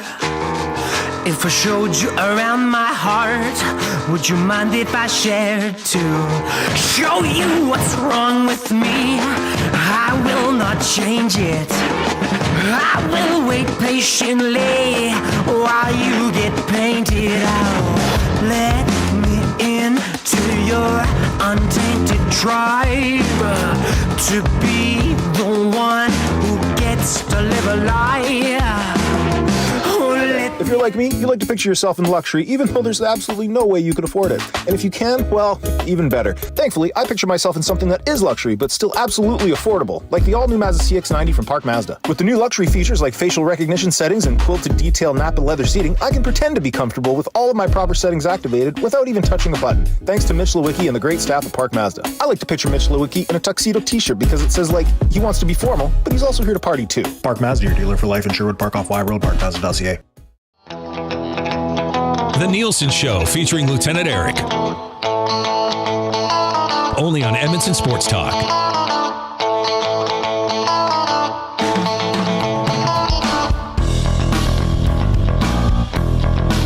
All right, 7:36. This is the Lieutenant Eric Show with Comrade Will Fraser. Dustin Nielsen still off sick. He's scheduled to be back Tuesday. Of course, we'll be back here on Monday, wrapping up Grey Cup with us as well. And the weekend road trip, the 3-gamer out east for the Edmonton Oilers. YouTube Trev also producing the show, keeping it locked down. He'll be giving somebody a call right now. We'll get somebody on the line for the EST Flyweight LA. So once again, if you texted in Mamba or Mamba, somebody thinking that I want it just like dancing, it's kind of a Mamba number 5. I'm stretching here, but Matthew is kind of like, well, it's because Kobe Bryant was famous for his dancing on the floor. Of course, Matty, I want to hacked yesterday on the Instagram as well. We got Herm Edwards. He is still figuring out the camera. He'll be by in a matter of minutes. The Fan Zone as well coming up for Fans First. That'll be near the end of the hour, but we'll get Herm hopefully here. And if he is listening to me, the camera once again is turned around, so maybe we could... The audio works fine always, as always. I think that was last week as well. So if we can just do the audio, if you can't get the camera working there, Herm, no problem. I do love that mug, though, that you got going on. That's a sturdy mug, really hey? Nice, yeah. It's got a lot of girth to it and kind of weight. That was, handmade. Big handle. Handmade and you get fired. The whole hand around that puppy.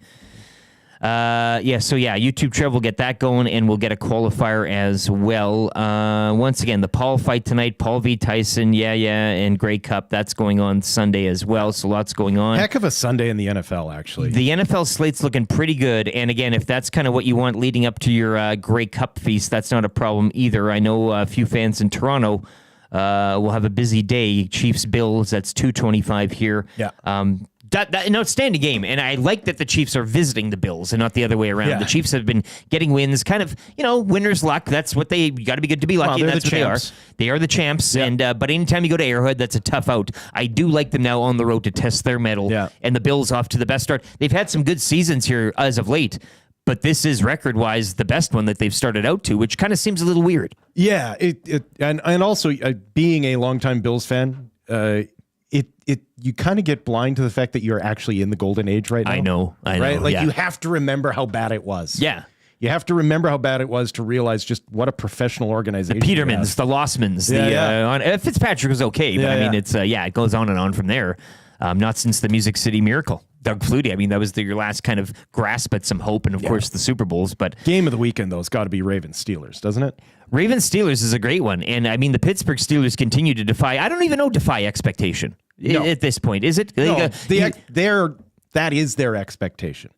Defying we expectation. may not expect I know. it. I didn't. But that's what makes the Steelers the Steelers, is that this is what they expect of themselves every year. Two good quarterbacks now. Both of them can handle the duties to whichever, need to be playing. The Ravens, a bit of a stumbling here since their, early season domination, but that should be a great one for top spot in that division as well. Going over the rest of the slate, Packers, Bears, you got a good divisional game there in Chicago. Yeah, I don't want to talk about it, okay? I just don't want to talk. Should we just gloss over that one? I just don't want to. Listen, I know everyone is like, I thought Fraze was a Bears fan. Why isn't he talking about it? Because I don't want to talk about it, because this is the most Lucy with the football sort of moment for me every year. I think, well, maybe this is the year. Maybe they pull off a surprise. It's not happening. The Bears are playing terrible football right now. Herm Edwards, we can do just with the audio, I think. Hey, or might as well. I think the camera we'll figure that out another time. But Herm Edwards, brought to you by Pro-Am Sports, your locally owned sports memorabilia and apparel specialist. Just arrived the retro-inspired fly-by tee from 47. 11 teams available, including the Bills, Lions, and Chiefs. Once again, Pro-Am Sports, St. Albert Trail, 128th Avenue, or online, proamsports.ca. The coach, Herm Edwards, NFL analyst, joining us. Herm, I guess we'll start where Week 11 began last night in Philly. Your Eagles improving. They defeat the Commanders 26-18. Kind of, again, another battle for top spot in that particular division. Saquon Barkley, the gift that just continues to keep giving from the Giants for the Eagles fans right now. And what a nice win last night against an up-and-coming Commanders team. Yeah, and I thought they really established themselves now to be a team that is going to rely on the running game to set up their offense. When you think about what they did last night, they're very good running the football. They ran the ball for 228 yards, and it was a dominant showing of offense. Then they passed the ball as well for about 206. And the key player, obviously, and you guys mentioned him earlier, is Saquon Barkley. I mean, he touched it 26 times as a runner, and he caught 2 passes. They had about 70 plays, and I would run the offense through him, to be quite honest. I'd make sure he got at least 30 touches a game, maybe 5 passes, 20, 25 runs or so like that. And when they do that, they're very balanced and very explosive with him and with the ball in his hand. Ravens, Steelers. We were talking about it, probably the game of the weekend. 7-3 Ravens going against the 7-2 Steelers. This is kind of a bit of a preview game, isn't it, when it comes playoff time? Yeah, it is. They know each other very well. I think the Steelers are much better now with the addition of Mike Williams as a receiver, because the one thing that the Steelers needed was more offense. They needed to get the ball down the field. And when you think about it, that's Russell Wilson's forte. He can throw the ball down the field. And now you get Mike Williams along with this receiving core that they have. We know they're going to run the ball with Harris. They're going to play good defense. They're 8th in the league total defense. They can stop the run, which is always important. And here's the most important thing on defense, guys. Only 16 points a game they're giving up. That's a good number. You win a lot of games when you're only giving up 16. And that's the number they cling on to, where the Ravens defense is not the defense of old, guys. This ain't the same defense now. They're giving up 25 points. If I give you this number, they're 27th in the league in total defense. Baltimore Ravens, you wouldn't think that. Now, they're number 1 in offense, though. Yeah. Right? Yeah, it's almost like their defensive strategy is, let's just get the ball back to our offense, however it needs to be done. Correct. Herm, going over the slate, and we've talked to you in weeks past. I mean, the Kansas City Chiefs continue to rolling, albeit close ones, defeating the Bucs in prime time and overtime. We talked last week that Broncos defense, I mean, so close in Arrowhead there to denying something, but it was the blocked field goal. Does it finally come to an end in Buffalo this weekend? A hell of a matchup, probably the stiffest test for the Chiefs thus far, but it's also one of those games where, they're probably going to win somehow, some way against a Bills team to which we were talking earlier, their best start in a long, long time. Yeah, I think this is a good game in the fact that you have 2 outstanding quarterbacks, and it's gonna boil down to how they play. Obviously, Mahomes throwing the ball and Josh Allen making plays with his legs. I mean, that's what he can do. And I think this Buffalo Bills offense is much more complete now with the fact that they have a running game. He's not reluctant to throw the ball to whoever's open. He doesn't feel pressed to have to throw to Stephon Diggs every time he goes back to pass the football. So that is a comfort for him. I do believe the Buffalo Bills, they find a way to win this game. I just think the Chiefs are about due. Yeah. They're winning close games, but I do believe that the Buffalo will have a great chance to beat them. It's going to go down to the fourth quarter. They're going to have to make some plays, but this could be the week where the Chiefs might not win this game. Coach, I just want to go to Indy as well. The Joe Flacco, Anthony Richardson's benching. I mean, you've obviously been on the sidelines. You know how to deal with these situations in the past. I know specifically like something like this, but what do you think is kind of going on there, and can I shed some light on where this thing does eventually go with? I mean, Flacco, I know we all know he's near the end of his career, but specifically more so Anthony Richardson. What does this do to him?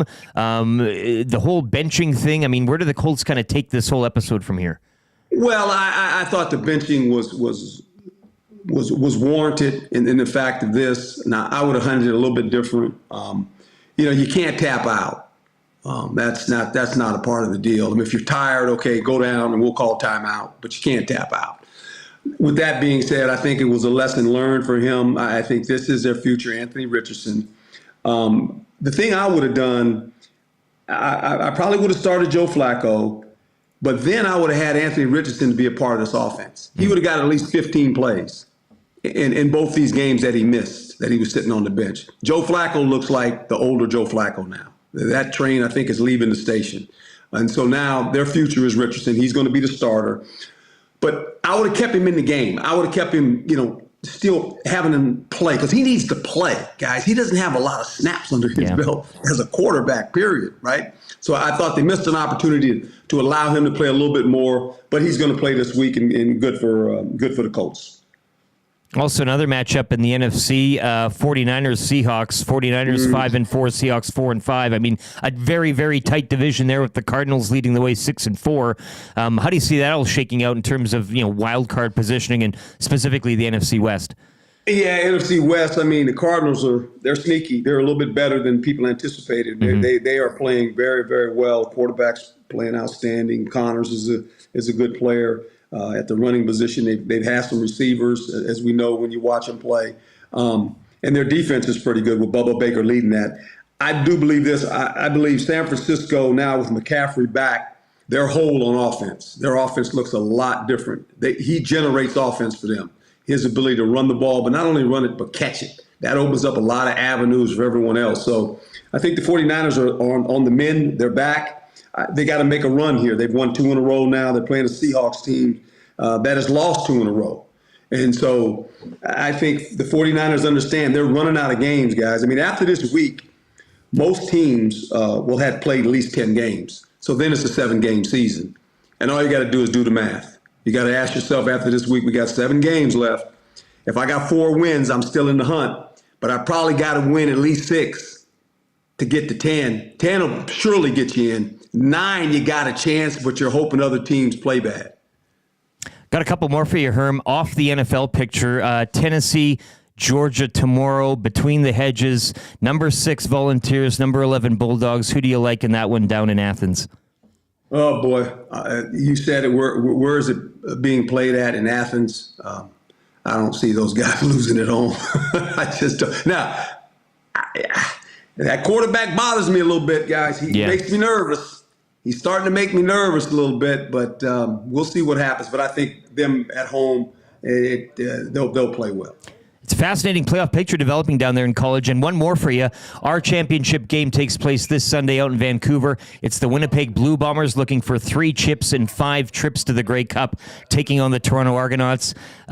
Just quickly, Argonauts or Blue Bombers? Who do you got Sunday from Vancouver, Herm? Oh, I'm the Blue Bombers. Oh. I had some guys that I went to college with back when I came out of college that played for those guys. So I've always been a Blue Bomber fan. Quietly. Appreciate your chiming in there on that one, Herm. Enjoy the full slate of football this weekend, NFL, college, and the Grey Cup. And we'll talk next Friday. Thank you much, man. Appreciate you. Thanks, Coach. God, I love him. God bless him. Yeah. Herm Edwards brought to you by Pro-Am Sports. Once again, you can check out Pro-Am Sports. I thought you were going to be like, I knew I hated that guy. Bombers. I like that he has a take. Absolutely. I hate when you're like, well, but he brings it up. He's a football guy. A couple of guys that I went to college with went on to play for the Blue Bombers. Like, that's the thing about the CFL is that even the guys that didn't play in it, didn't follow it, they usually had a friend, a family member, somebody football who guys spent know some time up in Canada. Check out the Kelsey brothers for crying out loud, right? And they're with Cincinnati and Zach Caleros and all that. I mean, it's football people know football, and the CFL is football, whether you like it or not. CFL haters out there, too bad. They know it. Once again, Herm Edwards, Pro-Am Sports, just arrived the retro-inspired fly-by-tee from 47. You had 11 teams available, including the Bills, Lions, and Chiefs among them. Check them out today. St. Albert Trail, 128th Ave, or online, proamsports.ca. We appreciate the coach and his time this morning and the camera work done as well. It's the gift that keeps on giving. Yeah. We want to give somebody else a chance at a trip for 2 to LA for the EST Flyaway to LA. And Trev's got somebody on the line right now. Who do we got, Trev? Yes, very happy. He's been trying since day one. So this is good. This is Taco. Taco. Nice. It's hey, your how you doing, birthday. boys? Hey, how you doing, man? Congratulations. Thank you. I'm super stoked. Yeah. Have you been to LA before? Actually, we just recently came back like 2 months ago. We went to Disneyland. Good stuff. We will be making the grand prize draw November 29 here on the show. So good on you for qualifying. You can qualify multiple times as well if you can get back in. What are you looking forward to the most? You got the basketball, Clippers, Warriors from the Intuit Dome. Intuit. SoFi Stadium, Rams and Cardinals, and Edmonton taking on Anaheim or LA. What are you looking forward to there? I mean, everything's amazing, but I've been wanting to go to an NFL game. Like, it's on my bucket list. So, yeah, definitely the football game. And who would you take with you? Yeah, my wife listens to the show with me every morning, so I think I got to take her. Well, good for you. If this is a couples listening experiment, this is great stuff. We have yet to have the person go, you know what? I'm not taking anyone. I want the extra seat just to spread out. I'll rent a car for yourself. Yeah, why not? Well, Taco, you're in the mix, man. Congratulations. Once again, you can qualify 4 times daily, Monday to Friday, and Saturdays with the Hello Hockey with Gazzola and Belzy. Good luck, my man. Right on. I appreciate it. There you have it. Taco. Nice job. The latest qualifier. He seems like a gamer. And when the wife listens, too, that's always my great. wife listens every day, so I'll take my girlfriend. I make my wife. Yeah. You can tell. It's a tough question to say on the air because nobody wants to kind of say that they don't want to lock the themselves truth. in. Yeah. And I'm saying, too, like maybe sometimes you're kind of, if you're courting somebody, we had the debate on whether or not you take a girlfriend or boyfriend because you've only been together for, what's that timeline? Where you're at 3 months probation, then you can take them on a trip like this because it could go sideways. If there is no legal contract or even mortgage payment involved, you common law thing. Yeah, you take a friend. Yeah.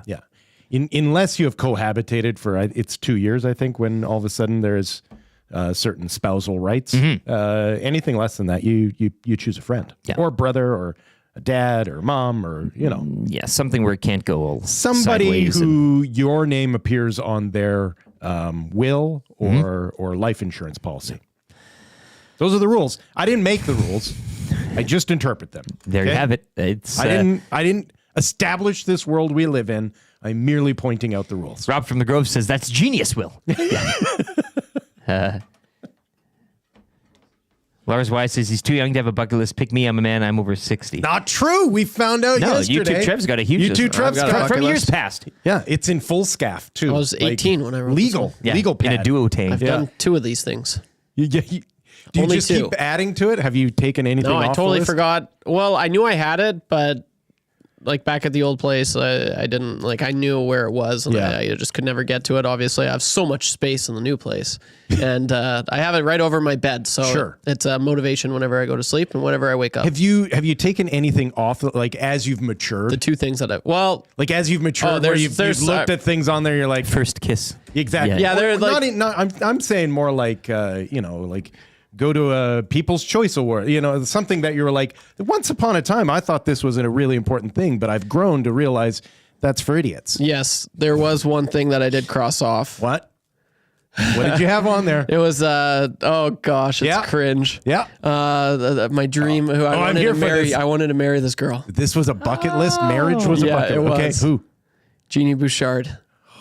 Had the biggest crush on her growing up. Yeah. Get in line. Yeah, exactly. But that's I was not, like, this is I my thought bucket it was list. going to be something crazy, not something completely logical. Yeah. Why did you take that off the list? That's not logical. I don't care. Well, I'd leave that on there. We all thought we had a shot. I had settled for her twin sister.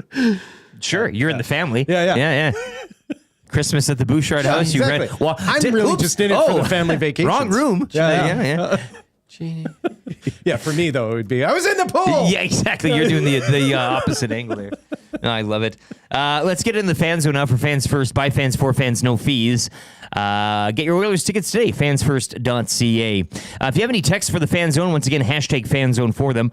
And the bucket list topic is quite interesting. I mean, you don't have one, do you? You're also the oldest here in the room. You maybe because bucket lists are for people who, before you kick the bucket, right? That's the whole. Yeah, and they're also for people that are concerned about accomplishing something in their life, and that has never been a concern of mine.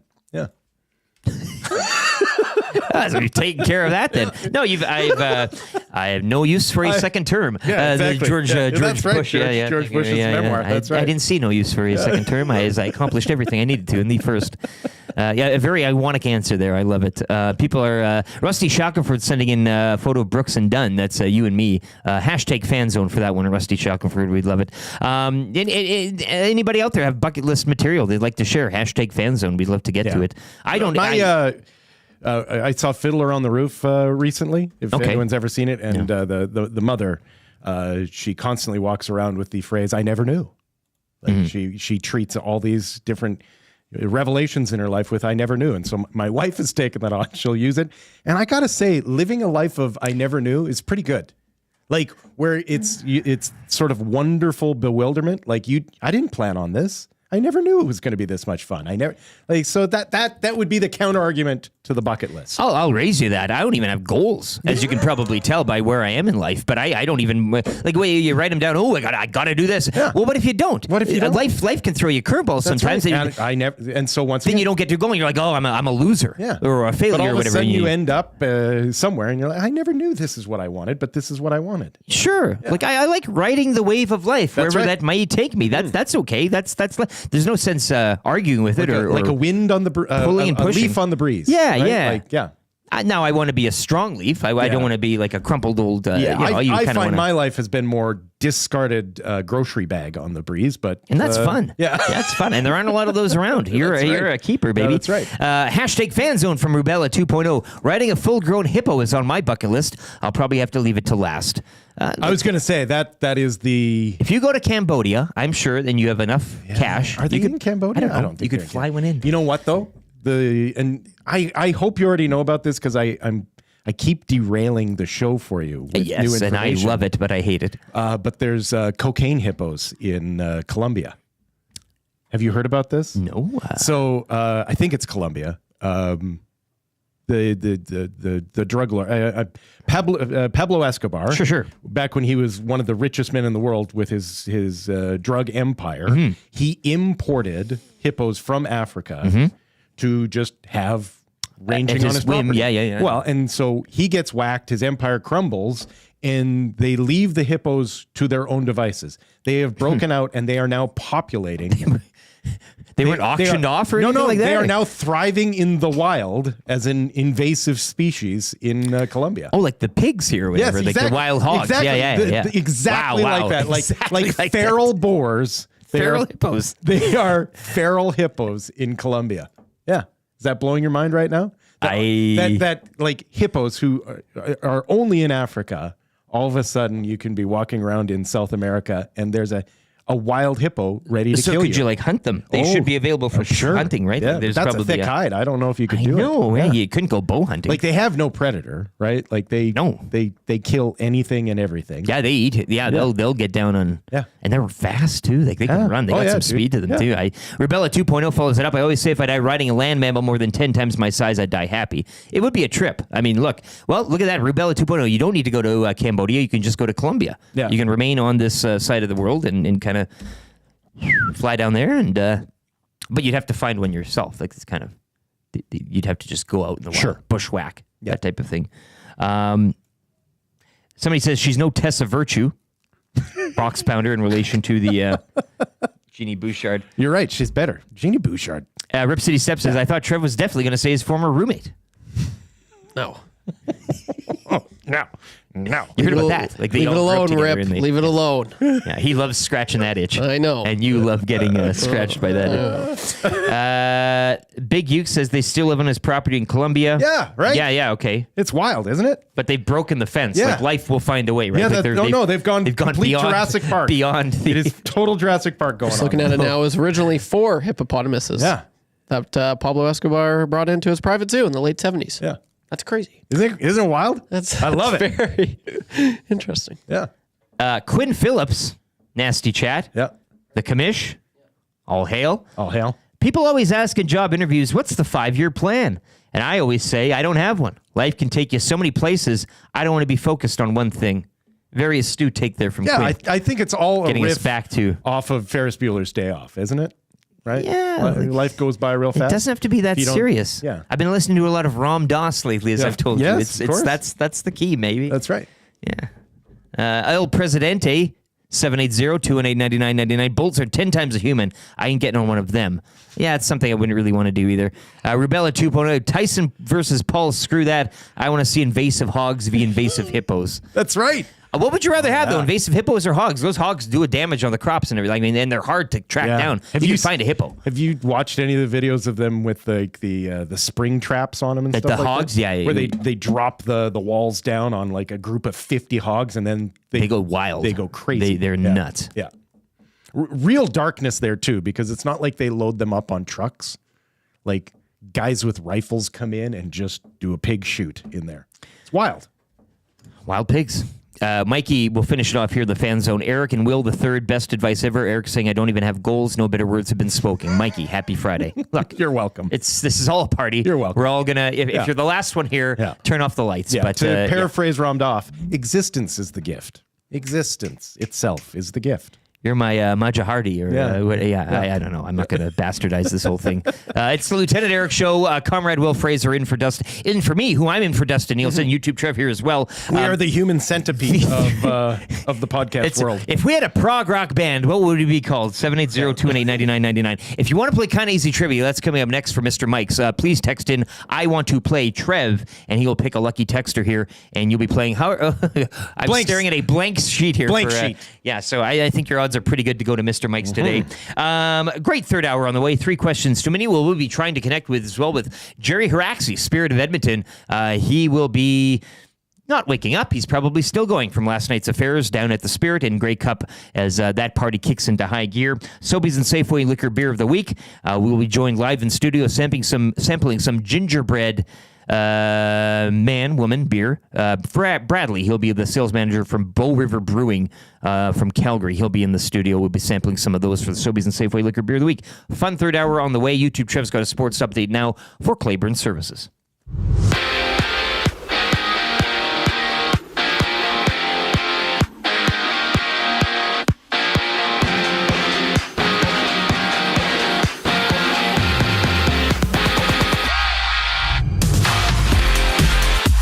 Last night in the NHL, Connor McDavid reached 1,000 points with his 6th goal of the season while also assisting on Darnell Nurse's overtime winner as the Oilers dumped the Preds 3-2. Oilers hit the road for 3 beginning tomorrow night in Toronto. Jets suffered their 2nd loss of the season, fallen in Tampa 4-1 to the Lightning.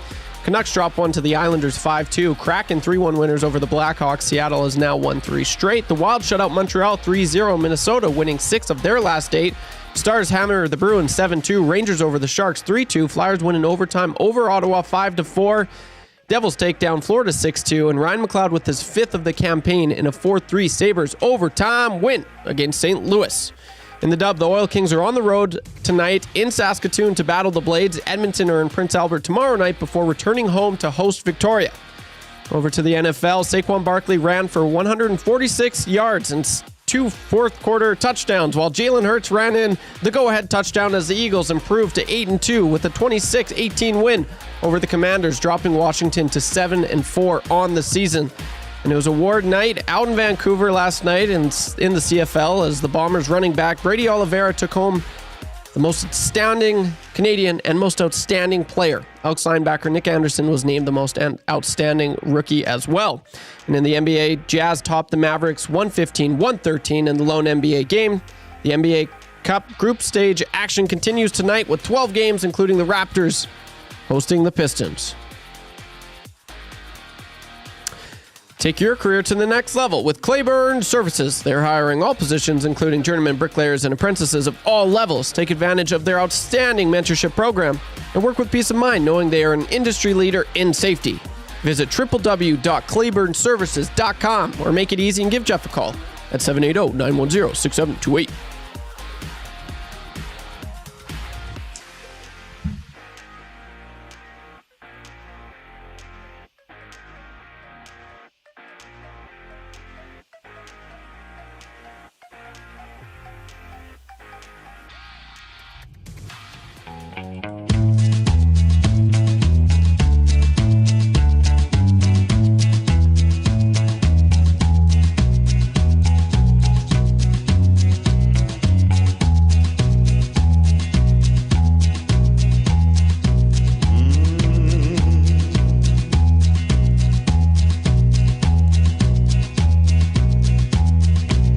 I got a big shot off this stick of mine. I keep those lanes wide open all the time. Drysidle setting up shop, McDavid's flying. I'll hit the twine when I walk the line.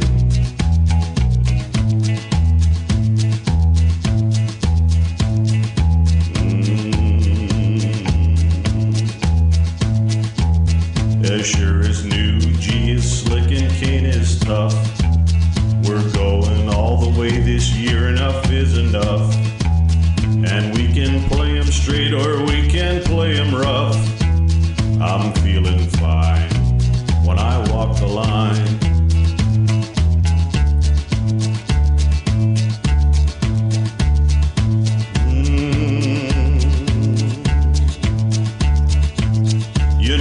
shoot that puck so very, very hard.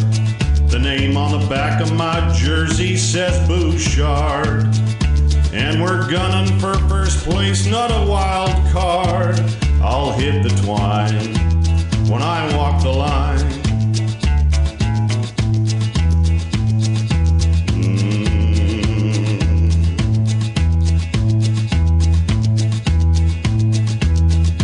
Well, we're counting on our skill and not on luck. And it's gonna get real when they drop that puck. And we won't be done until we hoist the cup. I'll hit the twine when I walk the line.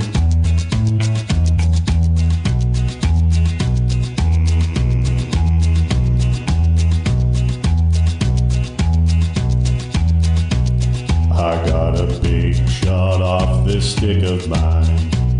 I keep those lanes wide open all the time. Hrxaski setting up shop, McDavid's flying. I'll hit the twine when I walk the line.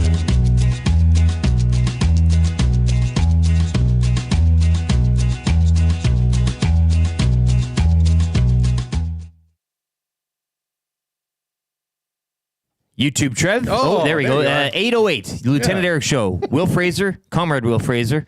Yes. YouTube Trev here as well. A few flurries outside right now at Edmonton, 1 degree and cloudy skies for those today. Roads are probably not great right now. It'll be a little wet, maybe a little slick, but wet for sure in the city limits. Yeah. We got a good third hour coming up, a jam-packed third hour, actually. Kind of easy trivia on the way here. Trev's going to be calling somebody right now. We'll get them on for Mr. Mike's. 3 questions too many for Park Mazda. I'll be giving Jerry Hrxaski a brief call, checking in on Spirit of Edmonton and the Great Cup. And him. Festivities. And him. Jerry. He'll be fine. We know Jerry. He is a player. He is a straight gamer. So we'll check in with him. A brief chat with him. That's ahead of Sobeys and Safeway Liquor Beer of the Week and the wrap for William Huff coming up as well. Did you say Nielson was showing up with Cody? You know, yeah, that's yeah. You get let in the back way. Yeah, milk of the Pop-Tart. The milk of the Pop-Tart. Milk of the Pop-Tart. Nielson Show, Lieutenant Eric Show, presented by Southport Chevrolet. Drive a little, save a lot today. Go see Daniel and the family-friendly team out there. Tell me SD sent you. You'll get an additional $1,000 credit on your trade in www.southportchev.com. I do like this text from El Presidente. The band name for the prog rock group would be Turn Your Headlights On. That is actually a perfect prog rock band name. Probably. It's a long run-on sentence. Doesn't really mean anything. Like, you know, you just kind of... And we would just use the letter. Like, it would just be... Not capitalized, no period. So like, it would be T-Y... Yeah. On. Yeah, we would be TYHO. Absolutely. Yeah. I did think of this yesterday, too, with the keywords that Maddie, I do believe, and we're always questioning the word, he's probably communicating with the first letter of each word. Yeah. There's probably some sort of, like, mystery sentence. Yeah. No, he's... The bodies are located... Like he's telling us everything within the words. Yeah, he is the Zodiac Killer for sure. Absolutely. Yeah. We got somebody on the line for kind of easy trivia today. Trev, who we got? Shane's going to give it a go today. Shane, how you doing, man? Good, Eric. How about you? Can't complain. Thanks for asking. Have you played before? Yes, I have. It's Shane in a vac truck. Shane in a vac truck. And what's your record, if you know offhand? 2-0. 2-0. He's looking to make it 3. Shane, Will Fraser has cobbled up these questions. You know how it goes. You're playing for $25 to Mr. Mike's Steakhouse Casual. You need 3 out of 5. We'll start the ticker after I read the first one. You ready to go? You bet. Name a national championship game being played this weekend. Grey Cup. Name an NHL player who has scored 1,000 points. Connor McDavid. Name another. Wayne Gretzky. Name another. Mike Bossy. Name another. Will fucking Fraser. He's going to Mr. Mike's. Love it. Shane in the back truck. We can do that now because there's no rules. I know, right. You can let the explicits fly. My name is Julius, and I'm your twin brother. I've been looking forward to this moment my whole life. Excuse me, but I was just taking a shower. Tell me a little bit about Vincent. Was he a great athlete? Was he interested in chess and poetry? My name is Julius. My name is Julius. My name is Julius. You cannot come to my house. No, not today. You cannot come to my house. No, not today. Find Young Animals for NYC. Yeah. Shane and Vactruck, you dirty boy. You filthy boy. Yeah, that was an explicit. Look, he spiked that ball and it hit him right in the Kerwin bell. That's like, right. Yeah, that was beautiful. We don't encourage the bad language, but as I told Will Fraser, doink. We can do whatever we want. My groin. Oh my God, there's George C. Scott, right? George C. Scott, yeah. Oh my groin. Great, man. These Simpsons and Seinfeld pulls are just killing me here. I love it. Killing you. Your brother's dying right now. Oh, yeah, Not a absolutely. guy who liked it more. Yeah. Will Effin Fraser. Yeah, people are loving that. Spicy boy, Darren G says. Ooh. Absolutely. Yeah, that's a spicy one. That was the 4th F-bomb we have ever had. I'm glad somebody's at Edmonton tracking them. Sports. I'm glad Okay, somebody's perfect. tracking them. So we're almost ready to put a line through the 4. Yes. Yeah. Who else has said one? J-Mo do one? Guy Flaming, right? It was Guy Flaming. Guy Flaming, okay. Wow, he's Brant a Meyer. salty one. Brant Meyer during ESC afternoons last week with Gager. Okay.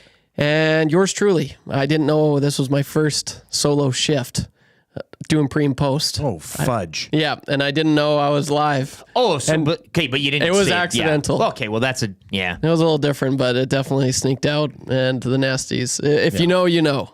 It is my favorite scene from that movie, A Christmas Story. He's helping his old man change the tire, and the lug nuts go flying, and he goes, "Oh, fudge." And it's like, but it wasn't fudge. It's therapeutic, a good Next strong. scene is him with a full bar of soap in his mouth. Strong F-bomb. Yeah. Oh, fudge. Great way to end kind of easy trivia on a Friday. Yeah. Shane and a vac truck off to Mr. Mike's. And once again, $1 from every feature entree sold there will help nourish a hungry child through a local breakfast program. Eat locally, enjoy casually. It's the Fiesta Fusion. Patatas Bravas, the Fusion Feast platter, and chili lime ribeye feature drinks as well available. So congratulations to him. 3 questions too many right now for the great staff at Park Mazda, where dealer principal Mitch Lewicki always likes to lead off business meetings with a good, strong F-bomb. Park Mazda, your dealer for life. Check them out today. No social media for you yet. Did you go Blue Sky yesterday? Everybody's migrating there. I do have a Blue Sky account. You do. I never Just check it. But dormant. please follow me. What on Blue and what Sky. do we? Is it Will Fraser for hire? Or is it just? I think your it's name? just Will Fraser. Like I think love I it. was in early You gotta enough. get it. Yeah. I was in early enough that I am just at Will Fraser. I love it. I love it. Trev, what are your socials here? Give the people something. Promote them here. That's very nice of you. Thank you, LT. Yeah, you can follow me, YouTube_Trev on Twitter and Instagram. That would be awesome. But not on YouTube. But not on ironically. YouTube. But not on YouTube. Yeah, that is ironic.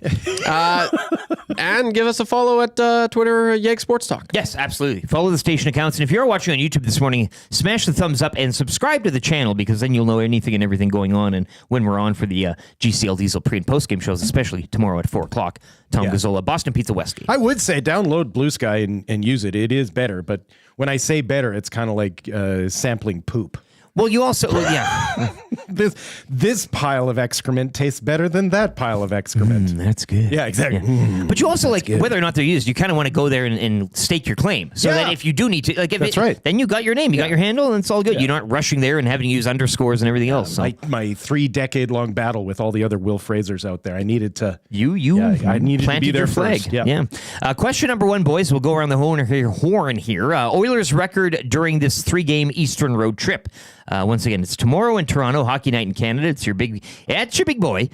They then got is it Ottawa first? Yes. Ottawa. No, Montreal. They'll be visiting the Montreal Canadiens Monday, and then finishing off in Ottawa Tuesday evening. Okay. So you got Toronto tomorrow, Montreal Monday, and Ottawa Tuesday. The record will be 1-1-1. This stinks. This reeks. You're even, Steven. This reeks of a 1-1-1 road trip, doesn't it? Now, can we get into the meat of this? How are they getting that 1-1-1? Do you want to just kind of? I think they lose in overtime against Toronto on Hockey Night in Canada. That would be interesting. Yeah, which would be interesting That's because your- they've been so good in overtime. Yeah. They win against Ottawa and then lose. A surprising loss against Montreal. Montreal plays them physical, man. True. Montreal shows up against the Oilers. Habs are in the doldrums. I do find, though, that Ottawa game being on the back half of that night, and I know Ottawa and Montreal are fairly close. It shouldn't be a big deal there, but I don't mind the Senators. Senators get a little starstruck around the Oilers. Okay, I found I get like that. Stutzel looks at his fellow countrymen and goes, "That's the guy I want to be." Yeah, it kind of looks up there. That's Trev, the man. what are you thinking? Are you pretty bullish on this trip, or where are we going? This is good. I think they're going to get the job done tomorrow. I think they're going to beat Toronto. Homer call. What a homer. But I think they're going to lose one game, and I think it's going to be against Ottawa. I think they'll beat Montreal. So 2-1. Yep, 2-1. 2-1. That's my thoughts. Taking the high road, the positive score here. Yeah, I love it. Somebody's Rip City Step has found your Blue Sky account. Yeah, you do have a, what do they call me? You shot a cloud, I guess, 11 months ago. Is that what they? You issued a cloud. I hope that's not what it is. You shot a big one. Look, Will Fraser, you got a great picture of you on here. It looks like a recovering sports broadcaster, current stay-at-home father, husband, and son. Yeah. Thoughts on why things do and don't work. You issued a screed 11 months ago. Yeah. As someone with several climate change skeptical friends and family, I have reached the point where I no longer need to talk about the changing climate, as the changing climate is speaking for itself. Most sports arguments have ended when one party stops answering back and just points to the score. 11 months ago. There you go. You've just gold. You've sat on that puppy and it's just sitting there. Listen, when you've said all there is to say. Like an IPA and a beer calendar. Yeah, that's right. Yeah. Okay. Well, I get your Oilers records in as well. If you want to play along with this game, it's kind of a fun experiment. We can revisit it next Tuesday. I'm pretty sure Australia was burning down at that point. Yeah, I'm going to say chart back the 11 months. Something was going on there that made you shoot a cloud. Yeah. And Joel goes for this one, too. Alley Cat has a new holiday pack. $5 from all proceeds are for Edmonton Food Bank. Should mention as well from Alley Cat, we had this across the desk the other day, starting on the 14th, which was yesterday, so you can get this through till the Christmas season. The 6 o'clocker lager has dropped to $12.99 through now till Christmas. So pick up a 4-pack of that delicious beer, either for yourself or family and friends for the Christmas season. Should be a good gift. When once again, Sobeys and Safeway Liquor Beer of the Week, Brad, sales manager from Bow River Brewing, he'll be by at around 8:30ish. But getting into question number 2, favorite beer to enjoy on a day like today. We're not in winter. We're kind of in fall, but we're on the cusp right now. What are you enjoying on a... Some of that sticking out there? It is. Yeah. Yeah. Okay. Yeah. So we got we're at a transition. It's kind of like -1-ish. Yeah. Sleet, is it? What's the other one? The hard pellets? What's that called? Grapple. Thank you very much. Yeah. But what are you tucking into? Tackle and grapple. A day like today. What is it? What's your drink of choice? It's really easy. If I don't know what I want to drink, I'll just get whatever Napa hazy thing I can. The Nip. Yeah, like that just answers most questions. But as we are entering into that holiday season, a dark porter is always delicious. Dark porter. Yeah, and I love that too. Folding Mountain Brewery a couple of years ago had a salted pretzel porter, and it was honestly the greatest thing I've ever drank over a holiday season. That's something that I've never come up with. The salted pretzel. Everybody likes a good salted pretzel. Yeah. Wash that down with a cup of mustard. Hey. Yeah.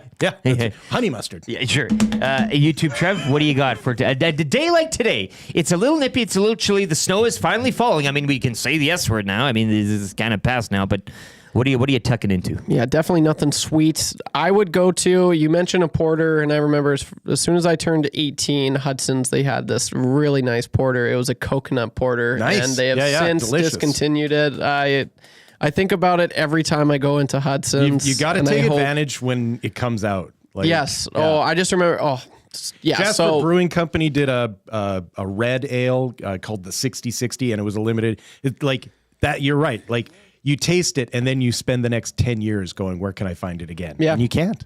Yeah, absolutely. So I'd say that. I also like a nice amber ale, in particular, a nice Rickards. I like Rickards. Yeah. And then, honestly, you basic. I like 6 o'clock lager. I'm going for 6 o'clock lager. It is a very...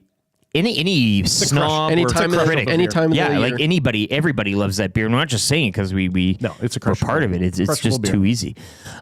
Question number 3, and I don't know if we've gone over this with you, Will. It could have been when Matt was in, but forgive me if we do. Grey Cup MVP. Who do you got? Oh, I don't know. I honestly don't. It will be Janarian Grant. Yeah. He becomes the difference. He becomes value for the Argonauts. But since they don't have nothing against Nick Arbuckle, I know this isn't his first game. He's played in the league before. Not like I am Ryan tempted Dinwiddie, to say, like, if they win, it's Arbuckle, isn't it?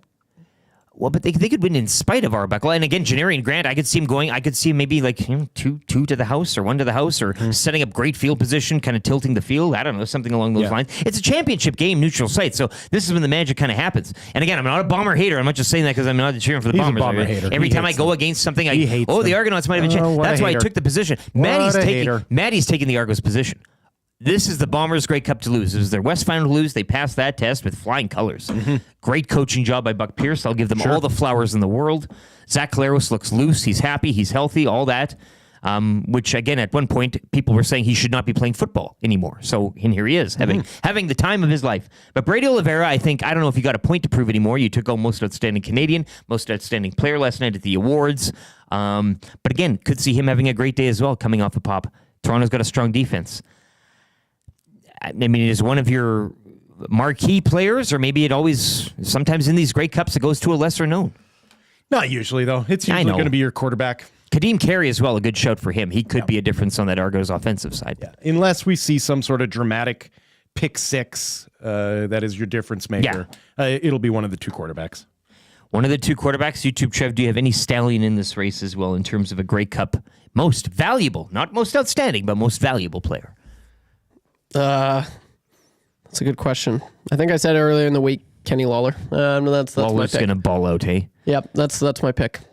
He won't have Amari Henderson covering him this week, which is probably Lawler's sad about that, is Henderson was...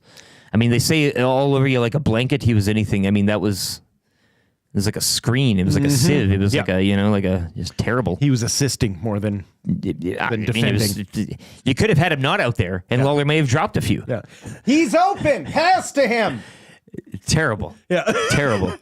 Over here. Look, he's so open. Kenny Lawler, one of the quarterbacks. I'll go with Janarian Grant. Those are your Grey Cup MVPs. Let's phone Jerry. Let's get Jerry. Jerry on the phone. Jerry Hrxaski, Spirit of Edmonton. He'll join us for a brief 5 minutes. We'll do a sports update, and then we'll hit Sobeys and Safeway Liquor Beer of the Week.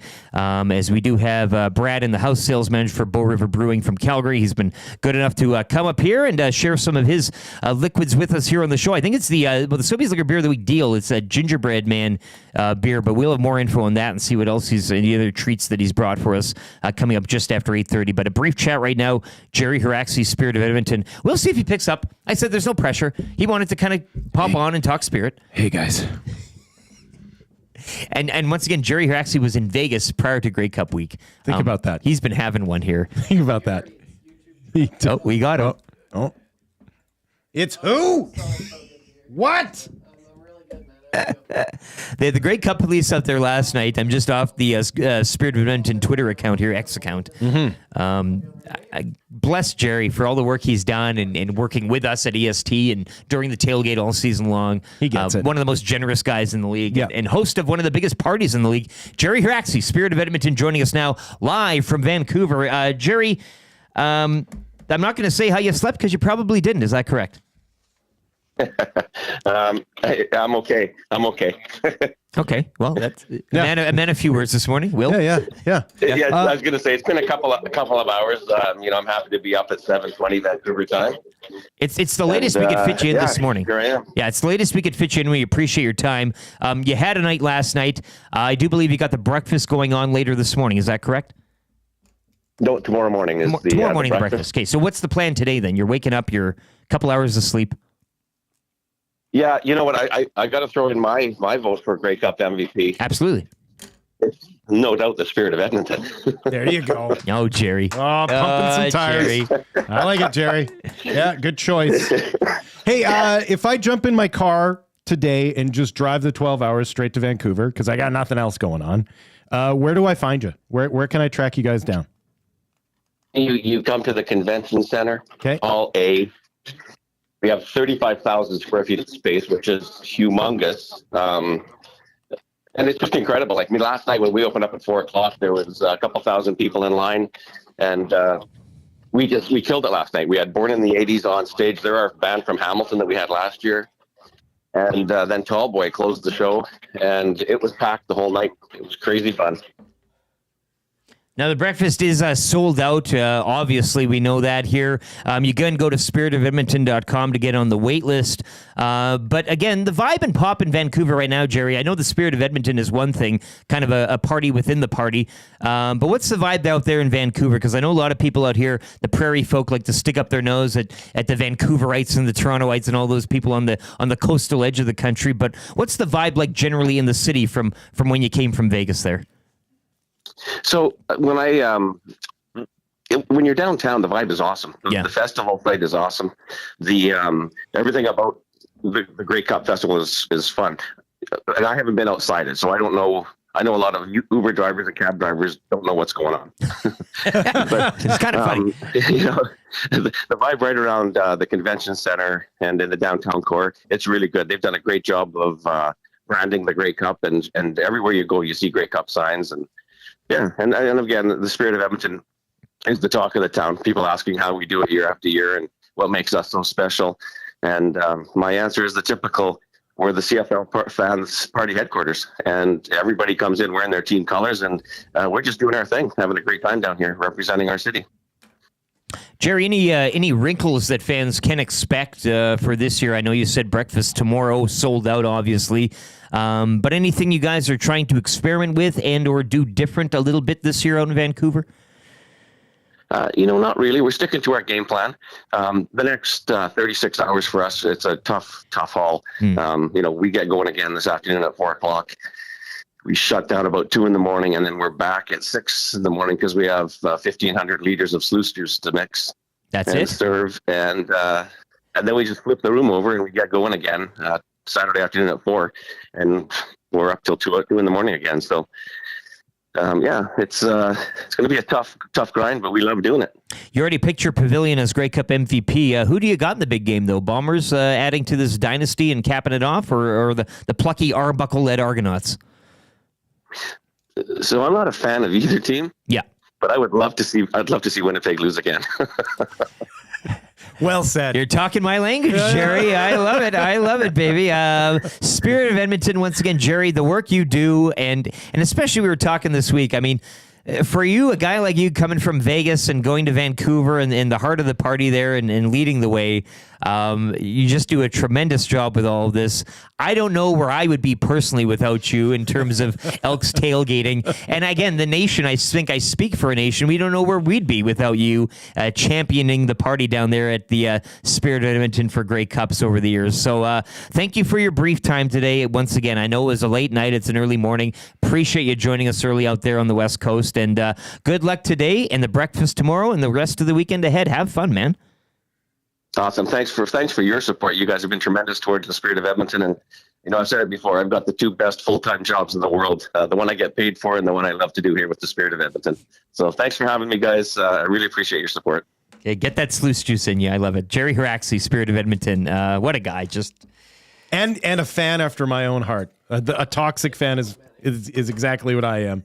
It's like, are you going to cheer for something or against it? And I'm going to cheer against it. Well, I think a lot of people too. They're like, "Oh, you can't cheer for the East. I always cheer for the West." Yeah. Grey Cup, regardless of matchup. Yeah. I disagree with that completely. All of these teams in the West are your direct rivals. Yeah. You don't want them to win. You in the turtle race for championships. Yeah. Sure, have the Argos win their 65th Grey Cup or whatever the count. I don't care how many they have. It's the West. And just be honest with yourself, as if the next morning you don't look at the scoreboard and every time you see a Flames loss or a Maple Leafs loss, you're not like, yeah, my day's better now. Absolutely. Yeah. And so it's the same thing with this. Like, yeah, Winnipeg is clearly the class of the CFL. Wouldn't it be nice to see them suffer? Yeah. Hating is just as much a big part of sport as cheering. I love it. Exactly. Because it doesn't mean anything. You can hate as much as you want, and it's at the end of the day. Tyson Paul tonight. Who is actually cheering for Tyson, or who is actually just wants to see Paul's head? I'm not cheering for anybody. I just want to see somebody die. Yeah, exactly. Blood. We'll do a sports update here for Sit and Sleep. We'll get in Sobeys and Safeway Liquor Beer of the Week. That's all coming up next here on the Lieutenant Eric Show with Comrade Will, EdmontonSportsTalk.com.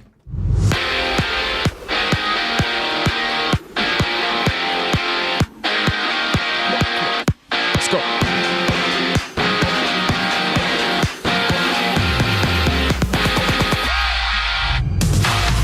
Last night in the NHL, Connor McDavid reached 1,000 points with his 6th goal of the season while also assisting on Darnell Nurse's overtime winner. The Oilers dumped the Preds 3-2. Oilers hit the road for 3 beginning tomorrow night in Toronto. Jets suffered their second loss of the season, falling in Tampa 4-1 to the Lightning. Canucks dropped 1 to the Islanders 5-2. Kraken 3-1 winners over the Blackhawks. Seattle has now won 3 straight. The Wild shut out Montreal 3-0. Minnesota winning 6 of their last 8. Stars hammer the Bruins 7-2. Rangers over the Sharks 3-2. Flyers win in overtime over Ottawa 5-4. Devils take down Florida 6-2. And Ryan McLeod with his 5th of the campaign in a 4-3 Sabres overtime win against the St. Louis Blues. In the dub, the Oil Kings are on the road tonight in Saskatoon to battle the Blades. Edmonton are in Prince Albert tomorrow night before returning home to host Victoria. And in the NFL, Saquon Barkley ran for 146 yards and 2 fourth-quarter touchdowns, while Jalen Hurts ran in the go-ahead touchdown as the Eagles improved to 8-2 with a 26-18 win over the Commanders, dropping Washington to a 7-4 record on the season. And it was award night out in Vancouver last night in the CFL as Bombers running back Brady Oliveira took home both most outstanding Canadian and most outstanding player. Alex linebacker Nick Anderson was named most outstanding rookie. And in the NBA, Jazz topped the Mavericks 115-113 in the lone NBA game. The NBA Cup group stage action continues tonight with 12 games, including the Raptors hosting the Pistons. The wait is over. Sit and Sleep is now open. Celebrate with 20,000 square feet of savings on the trendiest furniture, home decor, and mattresses. Apply for your Sit and Sleep card today to make no payment for 18 months interest-free and be entered to win your purchase up to $5,000 on furniture and home decor. Next to Planet Fitness in South Edmonton Common.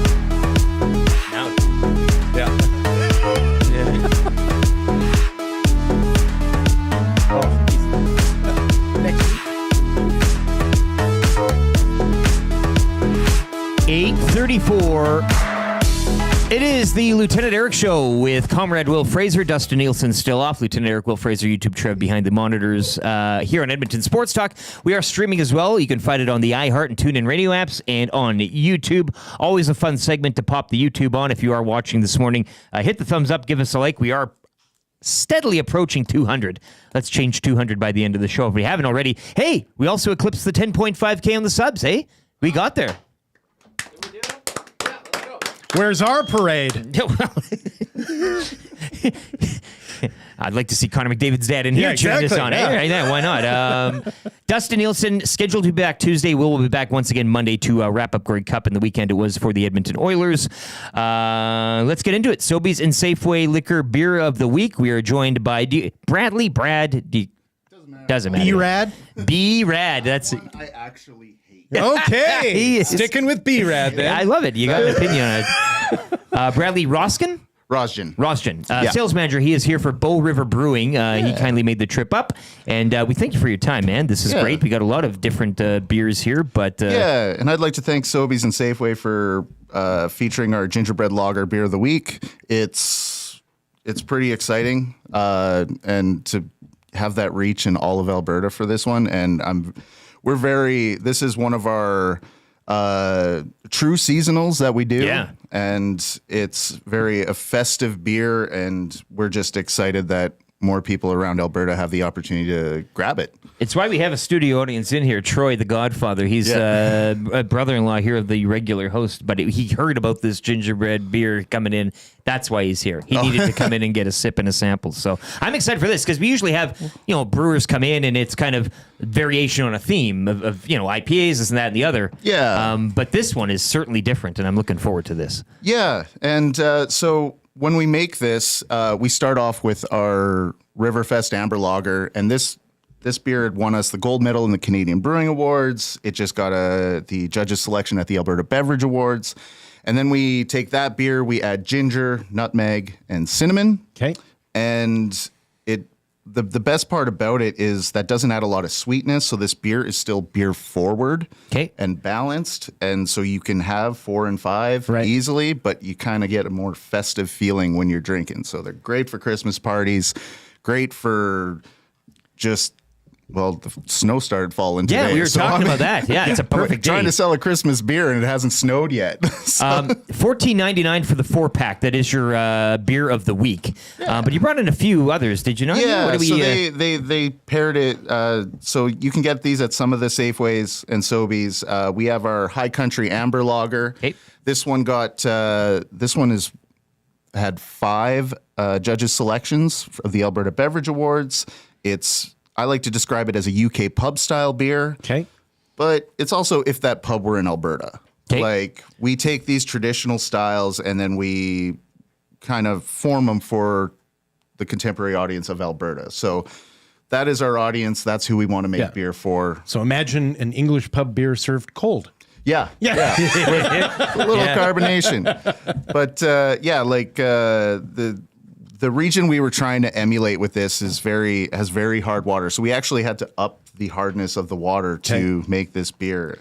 And that's a little bagpiping Sasquatch. Is that correct? Yeah. The art on there, I love it. That's great. Like our owners at our tap room, they play bagpipes. Okay. So they have they do lessons every Saturday. So if you come into the tap room on Saturdays between 11:30 and 12:30, you'll hear bagpipes. Oh, we have a listener, Fergie's Prostate. He's a piper as well. He's going to love this. And you're Scottish, correct? Yeah, I do. You know your way around a pipe. Yeah, I've never been known to be in the same room. Like usually they want to be on the other side of the river from afar. Yeah, Piper adjacent. Yeah, exactly. Yeah, like you want to be a good 500 meters away. That's when it's beautiful. Yeah. That's when you can lull yourself to sleep with the haunting tunes of a bagpipe. Yeah. I used to live on the Stampede Parade, and those bagpipes at 7 a.m. were always still haunts you. And to of course, this day. it's the day before Stampede, so I was out, and trying to sleep through that is impossible. Regimental wake up call. It's kind of haunting in the brewery because it's so echoey, and it's pretty cool. And so what do you want to kind of set things up here in terms of the lineup and in terms of trying the first and going down the list? All right, so I'll tell you about the other ones. We have a Scared Rabbit. It's an IPA. It's West Coast style, so a lot more of hoppy. Yeah, but with those like pine notes from the hops. Yeah. I find that beer either has like more of those piney notes or those citrus notes from hops. This one, West Coast, so we go pine. Yep. But it's 5.7%, so it's not like a crazy double IPA or if you have 2, you can't drive home kind of thing. 7.9%. Yeah. Like a little bit about Bow River, we try to do the more sessionable, approachable versions of every style. Yeah. We want to be the beer you can drink a lot of. Or you'll order a second. Yeah.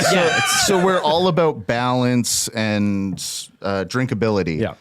Then we have our Cherry Raz Wit. But let's get started drinking here. I'll start pouring the... Yeah, absolutely. Start with the gingerbread. Rob from the Grove is very interested, genuinely curious about this lager. This will be, and this is, again, as I said, in all the rest of the breweries, we love them and it's very educational. Champ. I thought this for is great. sure that... Look at this. When he brought out the small glasses, it worried you a bit, eh?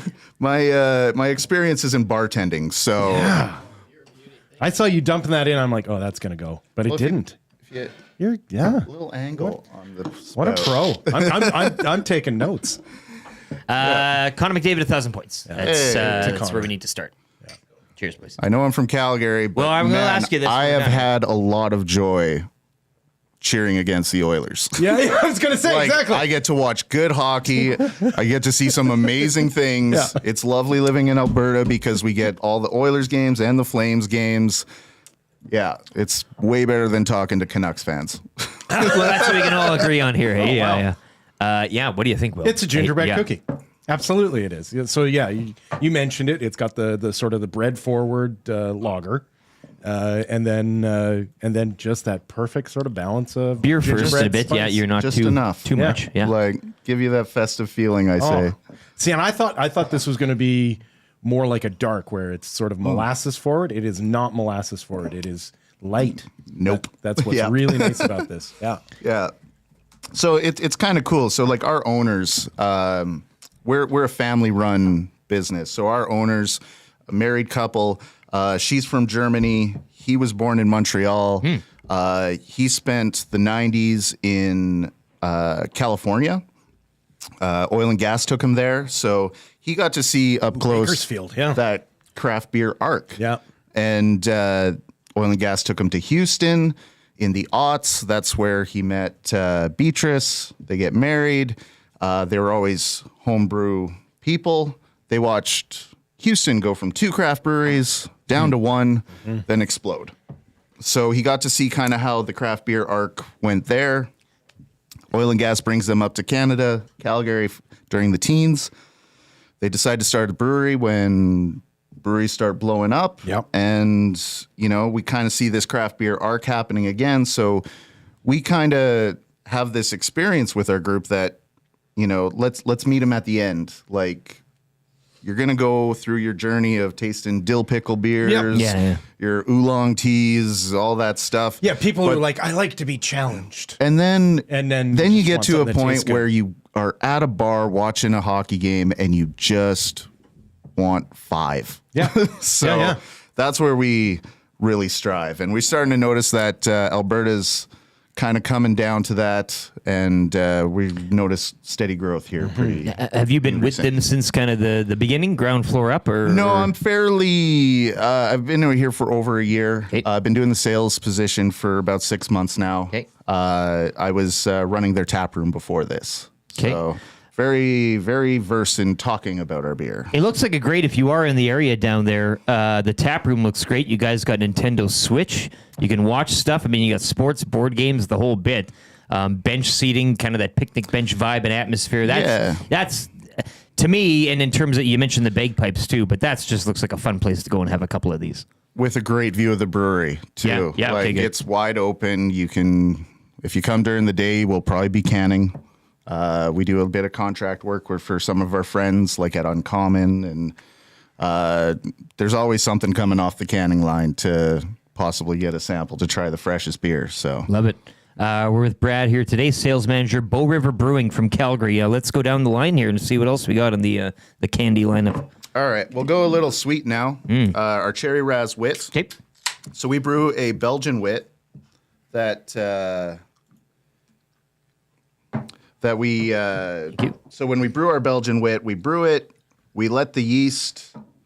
Once the yeast is done fermenting, we add fresh BC cherries and raspberries. Okay. And then we reactivate the yeast. Okay. So it feeds on those sugars. So normally when you do fruit beers, you're trying to stay as true to the fruit. So you usually add the fruit right before packaging. But with this one, their cherry and raspberries are so tart. If we did that, it would almost be a sour. So we just wanted to, by letting the yeast ferment, it kind of rounds out those flavors. Mellows it out a little bit. Gives it more of a fruit essence. Okay. And at 5.3%, it's just a nice fruity wheat beer. Based on the award-winning Athabasca wit as well, as you mentioned too. Cheers. Hating the Canucks, I guess, eh? We're not, eh? Yeah. We're all in agreement there in Down this with the room. Canucks. Yeah.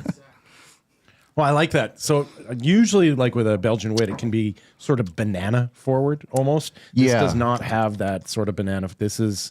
And the base beer is it does have that banana clove flavor. Yeah. But this is, with the fruits that you've chosen, really, like you mentioned how it can be a little bit too sour. I think that actually helps in this situation. It's balanced. You can easily see yourself drinking, and they're very refreshing. You could drink a few of these we see it in the tap room all the time. Yeah. This would go with a pressed sandwich very well. Yeah.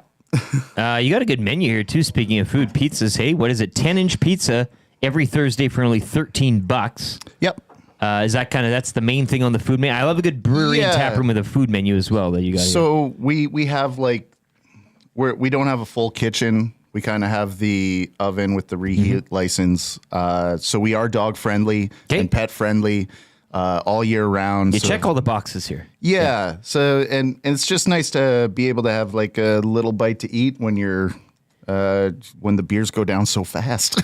Yeah, no kidding. Steak and cheese, meat pie, wings, chicken bites, waffle fries, tater tots, warm pretzel, Dijon mustard. Hey, gotta love it. Yeah. And a variety of pizzas. So again, if you're looking for a beer and a bite, they'll fix you up right. And once again, $50 to Sobeys and Safeway Liquor will be on the line following this segment. Text in Beer Me right now. We'll throw them all into a hat, and one of you lucky texters will get $50 to Sobeys and Safeway Liquor, where you too can pick up one of these drinks, either the ones we're sampling or the beer of the week, which is the $14.99 4-pack from Bow River Brewing, the gingerbread lager.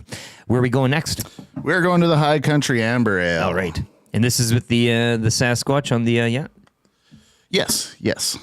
Who does the art for you guys? Is this a locally type of thing? We're actually changing our labels right now. Okay. So we're in that process. We just, we love how our labels look together.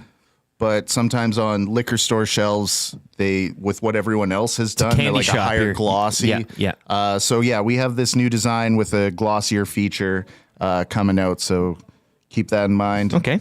We've labeled 2 so far. So it does take us a little time to get through all the old stock. I say old. It's not old. It moves pretty quick. High Country Scottish Amber Ale. Let's take it down. Anybody want to cheers to anything right now? Oilers weekend, Grey Cup. Glasgow Rangers. Glasgow, up the Jers. Yep. Hey, yeah.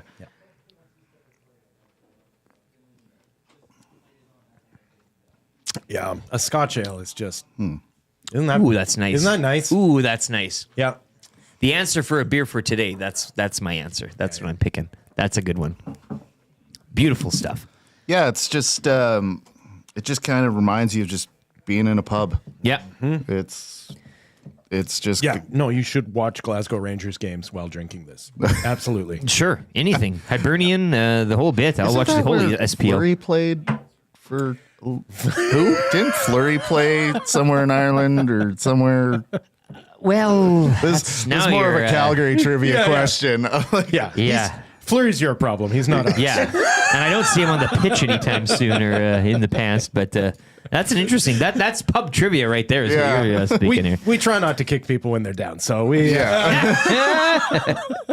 been known at our tap room. We invite a Flames group podcast group called Fireside Chat. And we let them host trivia. The last Battle of Alberta, we had them in and had some good Oilers and Flames questions. So it was a lot of fun. You got a non-alcoholic option as well in the brewery. We don't have it with us today, but just for the people who don't like the alcohol in their beer as well, which is an ever-growing popularity right now. Absolutely, because they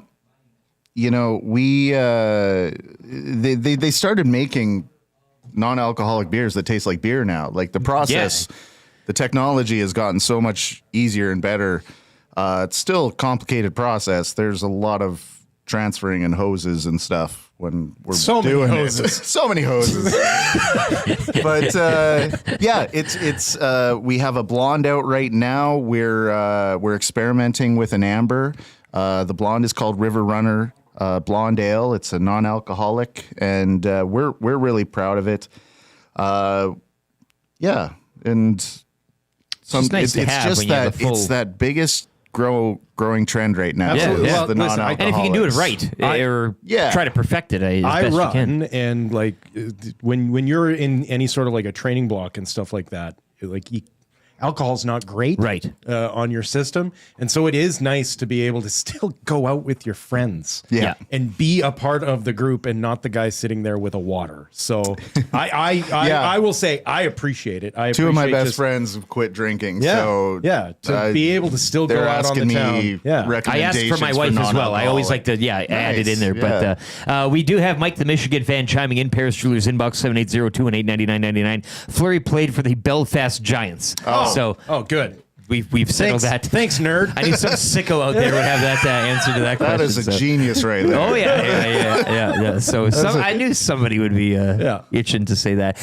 What are we capping it off with here? All right, we'll do the Scared Rabbit Hoppy IPA. We're once again with Brad, sales manager of Bow River Brewing down in Calgary. If you want to check them out, bowriverbrewing.com. Great website, very packed with information, everything. Once again, full food menu, alcoholic, non-alcoholic, all that type of stuff. And it looks like a great, fun tap room as well. Scared Rabbit Hoppy Pale Ale.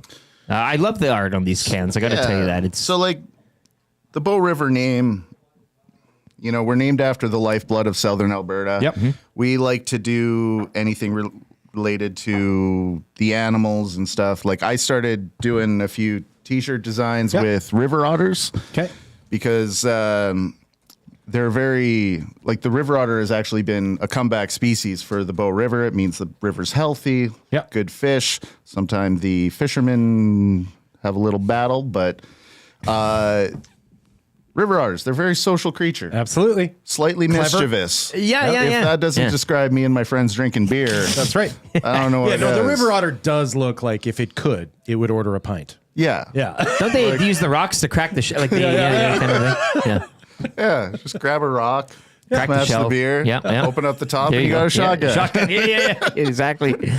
And like our owners took the name for the Scared Rabbit because when they kind of decided that this was the recipe, their kids came in that day and they're like, "Dad, we saw a rabbit getting chased by an owl." And so that was the birth of the name Scared Rabbit. Love a good story behind a beer. Yeah. Cheers. Well, to the rabbit, hopefully it turned out okay. And to the owl. To Nashville losing tonight. Not a direct Flames reference. But well, we're cheering against somebody. Yeah.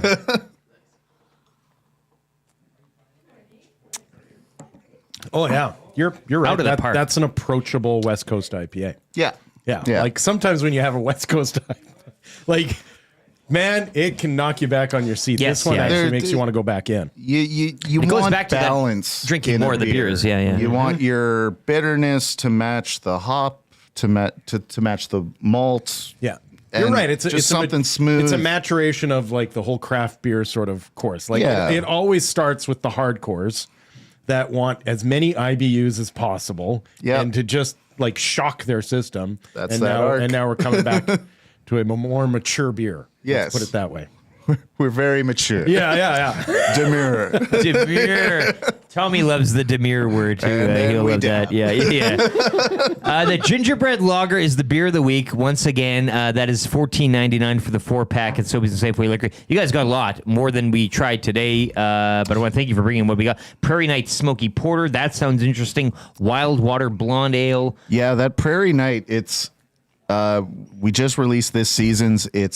I went all over that. Good. Yeah, is it a peated malt that you're using? How does it get smoky? Yeah, with peat moss. They smoke the barley. Yeah, like you would for a whiskey or. Yeah, and this one, it's not like a campfire in your face smoke. It's just subtle hints. It's the bagpipes across the way. Yeah, that's right. Yeah. I like to describe it as your first coffee when you're camping.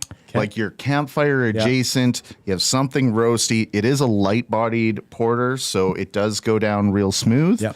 It's not like a one and done, but yeah, that one is we're really proud of that one. It's won the judges selection 4 years in a row now. I believe it. Since we brought it out. Sounds delicious. Yeah. Martin says Scared Rabbit would be Fraser's boxing nickname if he fought Jake Paul.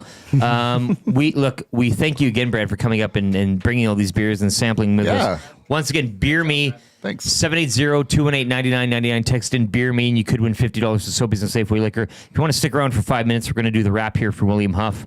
If you want your place to look as good as ours, check out WilliamHuff.com. In business since 1952, so you know they're incredible what they do, WilliamHuff.com. And it is the Paul Tyson fight tonight. Are you at all interested in this scenario and circumstance? That YouTuber just get knocked out. The tiger eating the face. Everyone he loves does. it. Yeah. I think we're going to be disappointed. Yeah. I think my favorite quote from Mike Tyson leading up to this fight is like, yeah, but I would never fight a 50-year-old man. Yeah. What did you think yesterday of the stepping on the toe and then the smack to follow in the weigh-in area? I saw that this morning. Yeah. And yeah, like what was he doing on the ground right before? On all fours, yeah. I think kind of that weird. would scare anybody. Yeah, that was a strange. Like going all horror film, and then he popped up, and it's like, yeah I would have smacked him too. Yeah, but so then I would have been knocked out. Yeah, you're not cheering for Tyson, but again, is cheering I'm against cheering people. for Tyson. But you want to cheer against Paul. Yeah. You're hate watching this thing. And, like we grew up with watching Tyson and the lore that existed around him. Yeah. Like, guy did 5 years in prison, and we were just like, yeah, it makes sense. Yeah, absolutely. That tracks. Like, and we just, we accepted it. Now it's like, we're so lucky to get another fight with him. And yeah, even though it's a circus on Netflix. He's looking cut. Yeah, he always has. Yeah, that TRT is really paying off. Yeah, as you said. Jasmine thinks it's still real. Hey, she's in here for the hangout. She believes it's real, and I believe chemicals are incredible, what they can do these days. The hangout's coming up next. Maddie Iwanek, Tom Gazzola in the house, Jason Milne from the Reed Wilkins Show 3 to 6 every day Dream here on team. EST, and Jasmine. It's going to be a loaded hangout today, and they could do a live rendition of What Say You. That's good. Half the group is here, right? A text of the day, we'll hand it out right now. El Presidente's Got It. The band name for our prog rock group of the show would be Turn Your Headlights On, to which you said, Will, TYHO. TYHO. And the fans would continue to debate whether it's Turn Your Headlights On or TYHO, whatever you want to call it. Yeah. That's better than what Theory of a Dead Man had. Toad. Yeah. When I learned that, I was just like... It's terrible. And you can't get away from it. It's Toad. They will be forever mentioned as Toad. That whole group, that Theory of a Nickelback. Is So Ty-Ho will be our group. Long may they live. Once again, Dustin Nielson should be back Tuesday. Will Fraser will be back with me Monday, recapping the Oilers and the Grey Cup weekend. And after a panic text, maybe Tuesday as well. Look, we're not cement. It's all written in pencil right now with a big firm eraser stapled at the bottom. So who knows? It could be that. But once again, your next chance to qualify for the EST Flyway to LA. That's coming up 9 to 11 in the Hangout. Maddie Iwanek will have another key word, and if you want to take the first letter of each word and match them up, as we said, he's trying to tell us You will something. find where the bodies are buried. There is a message. He's leading us to the bodies. Once again, and thank you, Brad, for coming in, man. Yeah, really absolutely. appreciate Nice that. stuff. You're Great a beauty, beer. man. It's Great, awesome. Beer Me, once again, Beer Me, 780-218-9999, and you're in the mix for $50 to Sobeys and Safeway Liquor. We're all watching the fight tonight. We got the text of the day. What did we learn quickly on the show today? Anything else? Will, do you want to... people still want to believe. There are believers out there. Hey, there are people who still want to believe. Sports believers out there. Trav, are you pulling anything away from the show here today? Snatch is a movie, and I will be watching it this weekend. Watch Snatch. Oh Will's my back God. Monday. Yeah, he's never seen That's Snatch. the homework for the Never seen weekend. Snatch. Yeah. The Dags. That's what made...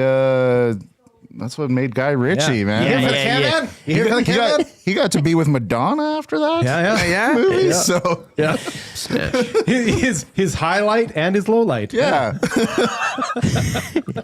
For Brad from Bow River Brewing, once again, Will Fraser, YouTube Trev, I'm Lieutenant Eric. Have a great weekend. Enjoy the Grey Cup. Enjoy Oilers and Leafs tomorrow. Tom Gazzola will be at Boston Pizza Westgate for GCL Diesel pregame show. 4 o'clock, he'll hit the air, and you can join him and maybe myself there as well.